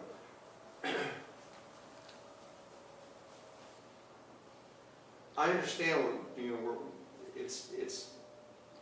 it's not without cost to say to the staff, can you get it out a day earlier? I don't think that's crucial to the proposal of putting more things on the consent calendar. But I do think that the more time people have the opportunity to look at stuff on the consent calendar, perhaps pick up the phone, ask you a question, etc., the more likely we are, when we get to the consent calendar, not to pull a whole bunch of stuff off of it. Because we don't accomplish anything if we put 20 things on the consent calendar and take 16 off. Then we're back to a 4-hour meeting. If we put 20 things on the consent calendar and take 2 things off, then we've made a lot of progress. Yes, we'll do whatever it is you guys, I know you will, and I appreciate that. The other half of my statement was making reference back to staff. Because I do this a lot, and where the chief is, I have to put together a board package, and I have a much smaller staff than the chief, and I feel the pressure, to have to get it out. If you're one day late, getting it out, it puts a lot of pressure.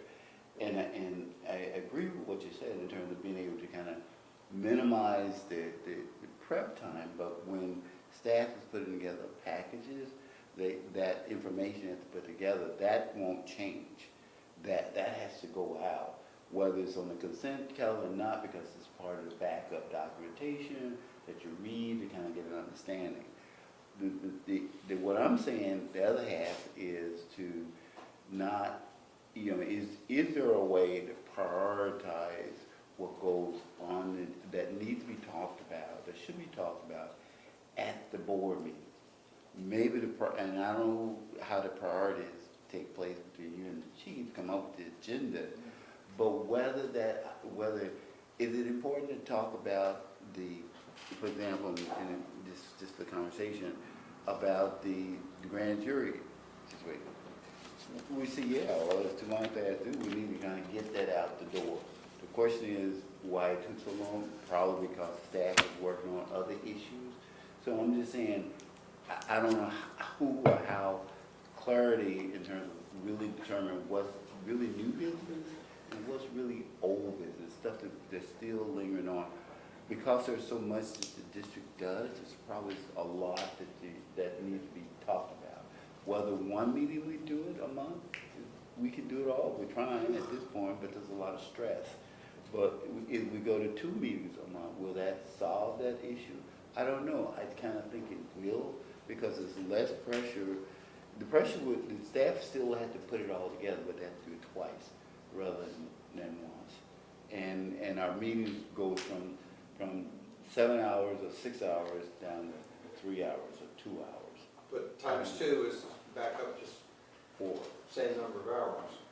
Let me just describe to you the process that we currently use. The chief and the Vice President and I meet early in the month. And we look at the topics which are on the table. There are certain things which by law have to come to the board. You know, there's certain expenditures that we have to approve. There are certain actions that only the board can take. There are a number of information items. We, unique amongst any public agency in this area, allow individual board members to request items on the agenda. It doesn't happen at city councils or town councils. They've got a very difficult process if you're one person on the council to get something on the agenda. We've made the decision to be more sensitive to the needs of individual board members. And then after that meeting, then the chief sits down with the staff and sort of says, okay, this is what needs to happen between now and the board meeting. And then we also have committee meetings. My own preference is to stick with one meeting a month, get more things on the consent calendar, because there's a Gresham's law. You know, if we have 2 meetings, you know, we'll end up spending as much time at each of the meetings as we do at one meeting. And the staff will have twice as much work to do because they'll have to prepare for 2 meetings. I think we need to discipline ourselves on the consent calendar issue to say, which are the issues where, if you've done your homework, you've read the package, you can say, I'm prepared to vote on that on the consent calendar. And then we try to focus in the regular agenda then is those items which deserve a good discussion amongst the board. So like the recommendation I made in terms of the meeting in Atherton, hopefully take place, there's only really 2 main issues, it seems like. I'm sure all these other issues are important, but there's 2 kind of things that sticks in the throat, those 2 items we talked about. And then all these other things, it's good to talk about it, get updated on it, but how do you want to spend your time? If you only had 2 hours, how do you want to spend your time? So I agree that, you know, maybe the consent agenda items could increase based on information, and also, you know, electronically too. It may be, you know, maybe a real-time kind of, as things come up and just need to go out to the board, if staff could do that. But again, it's putting them on a different schedule than what they're already on, and how that would impact them, because I'm sure they get stressed out too. Harold, you're a big actor in this. Have you got a recommendation for us? Well, you know, I'm sensitive to what Kathy brings up and Michelle says, because, you know, I think what you don't see, and they just said it, I mean, is the late hours that we're here working, you know, trying to get the packet out. And these reports sometimes require other people to do work, right? So, you know, we're relying on them to get back to us. You're waiting for information, and sort of coalesce and put everything together is, you know, that's part of the trick. And sometimes it happens in a timely fashion, and most times it doesn't. And so, you know, it's trying to force feed it before we have the end of the week, so you can get the board packet at least, you know, by the weekend. And, you know, Director Bernstein asked questions, which I think is helpful because we get to answer those. But we anticipate things like that coming in. You know, Lauren's got her schedule too. I mean, the attorneys have to look at things and weigh in. They got other clients, so you may not hear back right away. I mean, it's a production. You know, it's like Disneyland. Nobody knows what goes on at nighttime, but a lot goes on, and there's a whole world. Yeah, I mean, you know, you don't see it. You know the garbage cans got emptied somehow, and there's popcorn in the machine again, but nobody knows quite how it happened, right? It just looks good every day. That's all. Somewhere along the line, there's a schedule. I'm sorry. Go ahead. Michelle, Yes. you do a lot of this hard work behind the scenes. So have you got some particular advice to give us on how we can improve our performance? I like the idea of having more items on the consent calendar. That would be helpful. I have no. Okay. Lauren? I also think the consent calendar idea is good. I'm trying to think if there's anything else in particular. You know, because when you look back through the last couple of months, there were a lot of items on the regular agenda that we went through quickly. And if we went through them quickly, why not put them on the consent calendar to start with? And then just pull them off if somebody wants to discuss it in more detail. Like tonight, there are 4 or 5 of those items we could have put on the consent calendar, and we would have been okay. There were a couple that we needed to have discussion on, but anybody could say at the time of the consent calendar, I want to pull item X. Chuck? I had a couple comments about this. One is, what you're saying is absolutely true, but if you go back maybe 4 months ago, there were a number of items. I remember pulling about 3 or 4 items off the consent calendar. I think the staff has gotten wiser about which things are potential triggers and so forth, and that's important. And sometimes something on the consent calendar,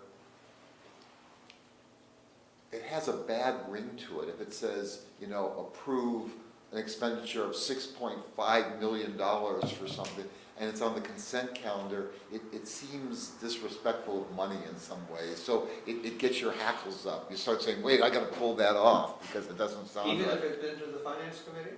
No, I don't know about the route. I'm just saying, I'm just saying to you that there's that. So I urge caution, as it's been exercised more recently, about the items going on there. The other thing that I was going to say is that I'm very sensitive to this idea of the preparation of the report that Kathy talks about. I can tell you, I have my board meeting next Wednesday. I'm getting my financials tomorrow about 2 in the afternoon, just before Thanksgiving. And I've got to have my board report out on Monday, and I can see the weekend's gonna, be spent doing that kind of stuff. So I certainly don't wish it on anybody, but I just want to point out that I think sometimes there's kind of a defensiveness on the part of the staff in terms of things that end up taking more time. Like, in almost all these expenditures, we're trying to put a little bit more money in there so you don't have to come back to us. With the grid systems, we try to say, we don't want to, you're doing great, we don't want to hear from you for 2 years, it's approved. And so I think that the staff could relax a little bit about the build in a little bit of a cushion. They could put, we have a bid for $8,423.17. We're requesting $9,000 in the event that there's some contingency or something like that. The facts can be in there, but it doesn't have to be that much down to the penny. I just think that it would save us all time if we didn't keep coming back. And this is partly due to me, but for example, Kathy, when we did the contract for Task Force 3, I had thought we were increasing the budget for something, and there was some confusion about it, and so we voted on part of it, and then it had to come back again, and so forth. I don't know what that requires, but it took more time. So if there's some way that we could know that or have a regular procedure, or even at the Finance Committee, for example, the software package that we just bought tonight, even though we might not have had the bid for it, to come to the Finance Committee and say, we're looking into this, it's going to be in the neighborhood of $10,000 or whatever, you can get an approval in concept, which I think would speed things up. So I think there's some ways we can make it more efficient without having to be exact to the penny. Virginia, you're not in the room, and I want to make sure that we don't. Well, I think that this discussion is good in terms of board meetings and how they're managed, but maybe that was the intent of your putting this item on the agenda, and I may be having a different interpretation.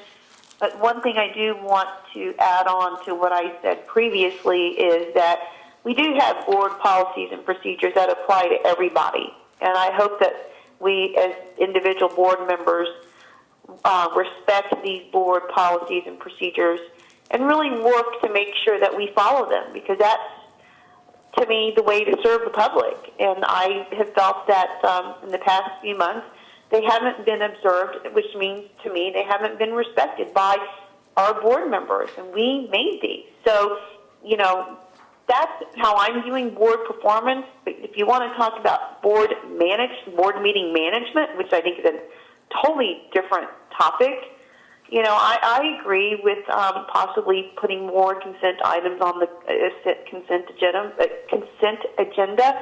But I'm going to go back to, and I don't know if Chuck's referring to this meeting back in July, think it was July or maybe it was September, I can't remember, where there were consent items. I know I took off 3 of them. One of them, or 2 of them, revolved around the Atherton property and spending up to $500,000 on improvements. And the other one was, I think, about the East Palo Alto property purchase. I can't remember if that, I can't remember if that was, I think it was, where we were going to approve the purchase. And so, you know, I think that those items shouldn't necessarily be on the consent agenda.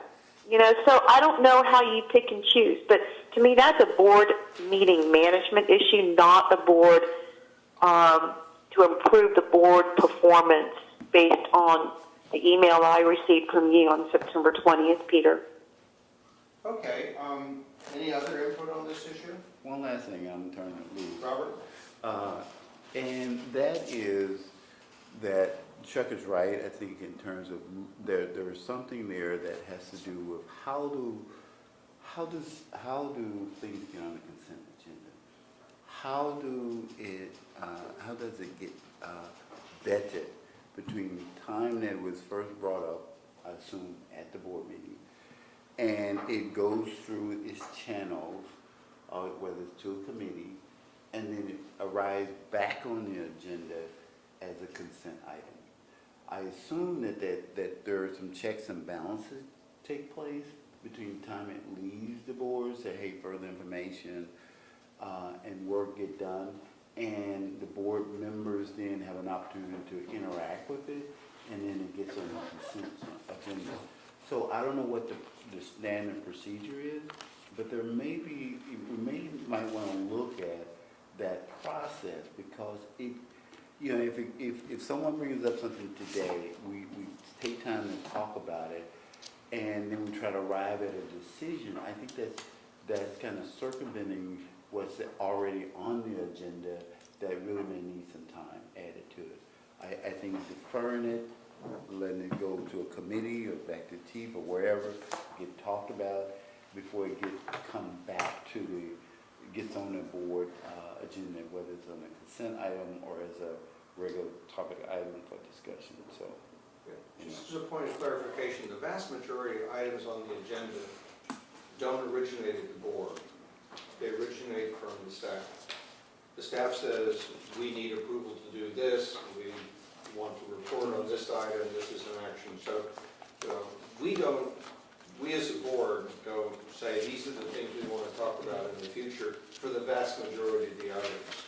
There are a number of items which we do, and we have a process here by which people can make requests and say, I'd like to have this on the agenda. And we follow that process. We follow that process religiously. Okay. Any other comments on this before we move on to the next item? yeah. Okay. President's report. Actually, I don't have many things we haven't covered tonight to talk about. I think I'll pass on that. And what we will do, and what we've been doing now, is we basically consolidating reports from liaison committees and requests of directors.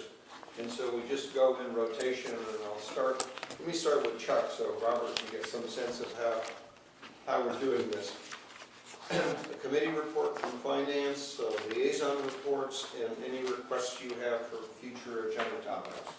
Yeah, I have several things. So Finance Committee, everything that we discussed was on tonight's agenda, most on the consent calendar, so I don't have anything additional there.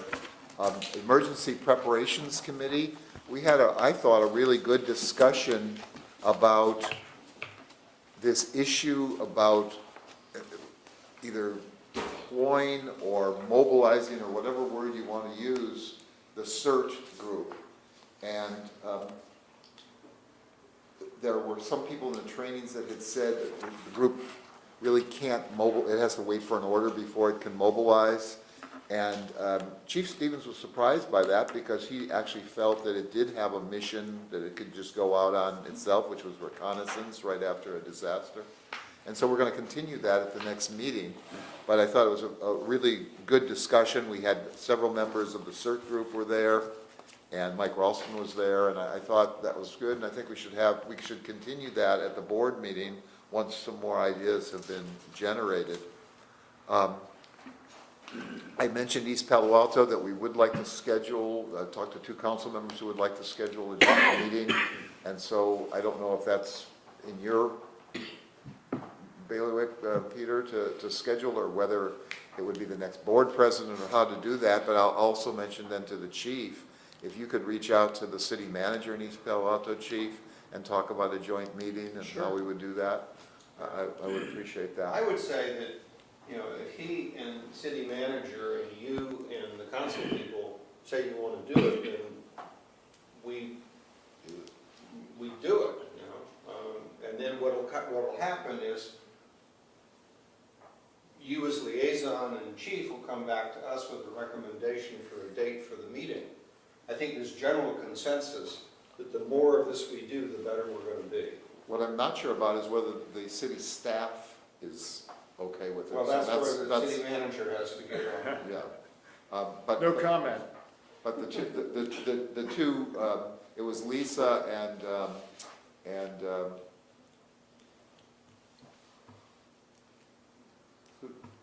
I'm trying to remember the other. Which meeting? Larry, I'm sorry, Larry and Lisa were the two people, the two council members who requested it.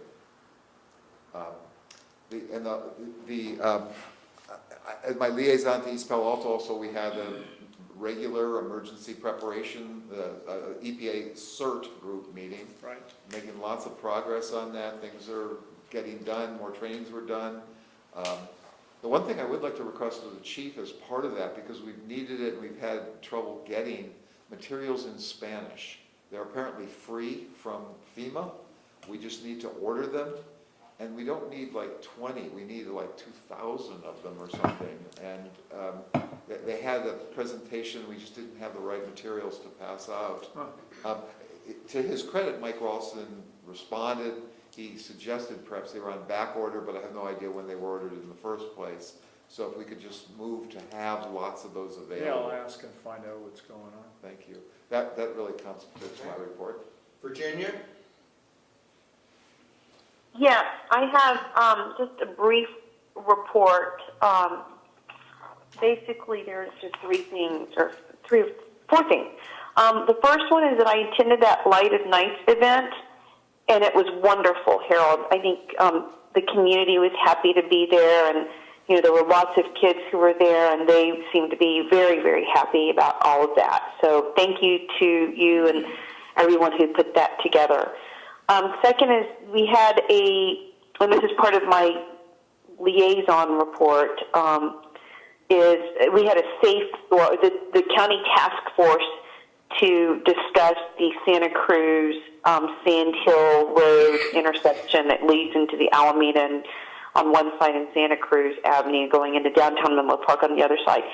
Our second official meeting was actually in the area, which was at Station 4, and the residents who make up the committee were very, very happy that we had it there, and the county was very grateful that we also had the meeting there, and I think we're going to have our December meeting there as well. Don Horsley showed up for a good hour and a half for a 2-hour meeting. Tom Calvert and John Johnston were also there and added a lot of value. Joe Lococo, who I think he's with planning, is that right, Harold? He was there, and Diana Shue, who's with Public Works, they were all there. And we had a great discussion, and those discussions are going to continue. And as they continue, I know that John and I, continue to say that Alameda is a primary response route for us, and Santa Cruz is another throughway for us that we need to have access to. So I think our message is getting through loudly and clearly. I mean, John may have another opinion, but I don't know. But I thought that our first meeting at Station 4 went very well. We had an ad hoc committee meeting. I know that Peter's going to talk about that, so I'm not going to go into it that much, but that was for the chief's review. Lastly, I know that from the last from the last meeting, I think the chief had mentioned that the Silicon Valley chapter of the American Red Cross may be interested in working with the fire district about possibly, being a part of our building process as we renovate, whether it's station or in East Palo Alto at the warehouse or the facility next door to the administration building. I mean, that's, we haven't even gotten that far in terms of actual discussion, but the message tonight from the Red Cross is that they are interested. We had a board meeting last week, and so I know that, Harold, we're going to be trying to set up a meeting with you hopefully in early December, so we'll try to make that happen ASAP. But I think that with the new CEO of the Red Cross on board, he's extremely supportive of making this partnership work. I think there's more board support behind it. I mean, the Red Cross board is in a healthier place right now, and so I think that they're ready to move forward in having a presence in the Mid-Peninsula area. So, Harold, I'll keep you updated on that. Okay. Thank you. Rob? Well, let's see. I attended the Veteran of the Year luncheon, where we had Dave Bragg that we had nominated for Vet of the Year. I attended on the 14th, the Connect 17 conference that they had at Gilead that was put on by Kevin Mullen, Mark Berman, and Warren Slocum. And it was involving the internet and tech businesses that are involved in San Mateo County. And of course, Chuck went over the emergency prep meeting that we had on the 14th. And that's it. Okay. Robert, you get some sense of how we do this? Yeah. You haven't been with us that long, so. Well, I guess if I have a question in terms of, I'm not sure what type of meetings that I should be going to, because I go to meetings all the time. So how much is going to be relevant to the district, I'm not sure. I guess it's a field kind of thing. I know I can just let you know that the city of East Falls yesterday had their state of the city addressed by the mayor at Four Seasons. So it was an interesting event and had all the city staff members there. And, so I mean, I did try to make that connection again with the city manager and Lisa and all of them about having that meeting one day between our district and the board and the city council. Okay. Can I just say on behalf of Robert that last week was the grand opening of the Serenity Apartments senior housing project right next to the fire station, near the fire station. And it was a terrible downpour, but terrible, huge audience, and number of people, attendees was enormous. Yeah, and I guess it's Chief Johnson? Johnson. Yeah, Fire Marshal. yeah, he's been really great. I mean, he's been really the marshal of a lot of the stuff that we need to get done. Well, it's, they're seeing the plans, right? I mean, so he's got intimate knowledge of the approvals and the process and helping them out to make things happen. Right. I know the bicycle path, or the bicycle bridge is going in, that's coming in, I think the 29th is when they're gonna kick that off. That'll be a great thing too. That's probably 10 years in the making, I think, to get a bridge from, West Bay Shore over to East Bay Shore. Yeah. I don't know why it took so long, but. Yeah, I don't know either. Politics, Well, I think that completes the report. There's some information items here. There's background. Can I add one thing? I realized in my chief's report, I forgot to tell you one thing. So I went to the Caltrans Bicycle Coalition meeting, and they're doing them all over, and they had their consultants there. And the only thing, there was a few things I learned, and actually we had some things in common, but I asked them about Sharrows. It's been one of my pet peeves is what is that bicycle, what is that painted symbol on the ground really supposed to mean?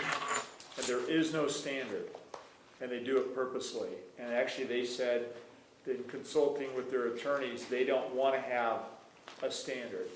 To which I said, well, why would you allow people to paint that symbol on the ground like in Niles Canyon where the speed limit's, 45 miles an hour, and there's no room, there's no threshold for a bicyclist to be there. You're going to have people right up on it, and they said, we know, but that's the community's decision.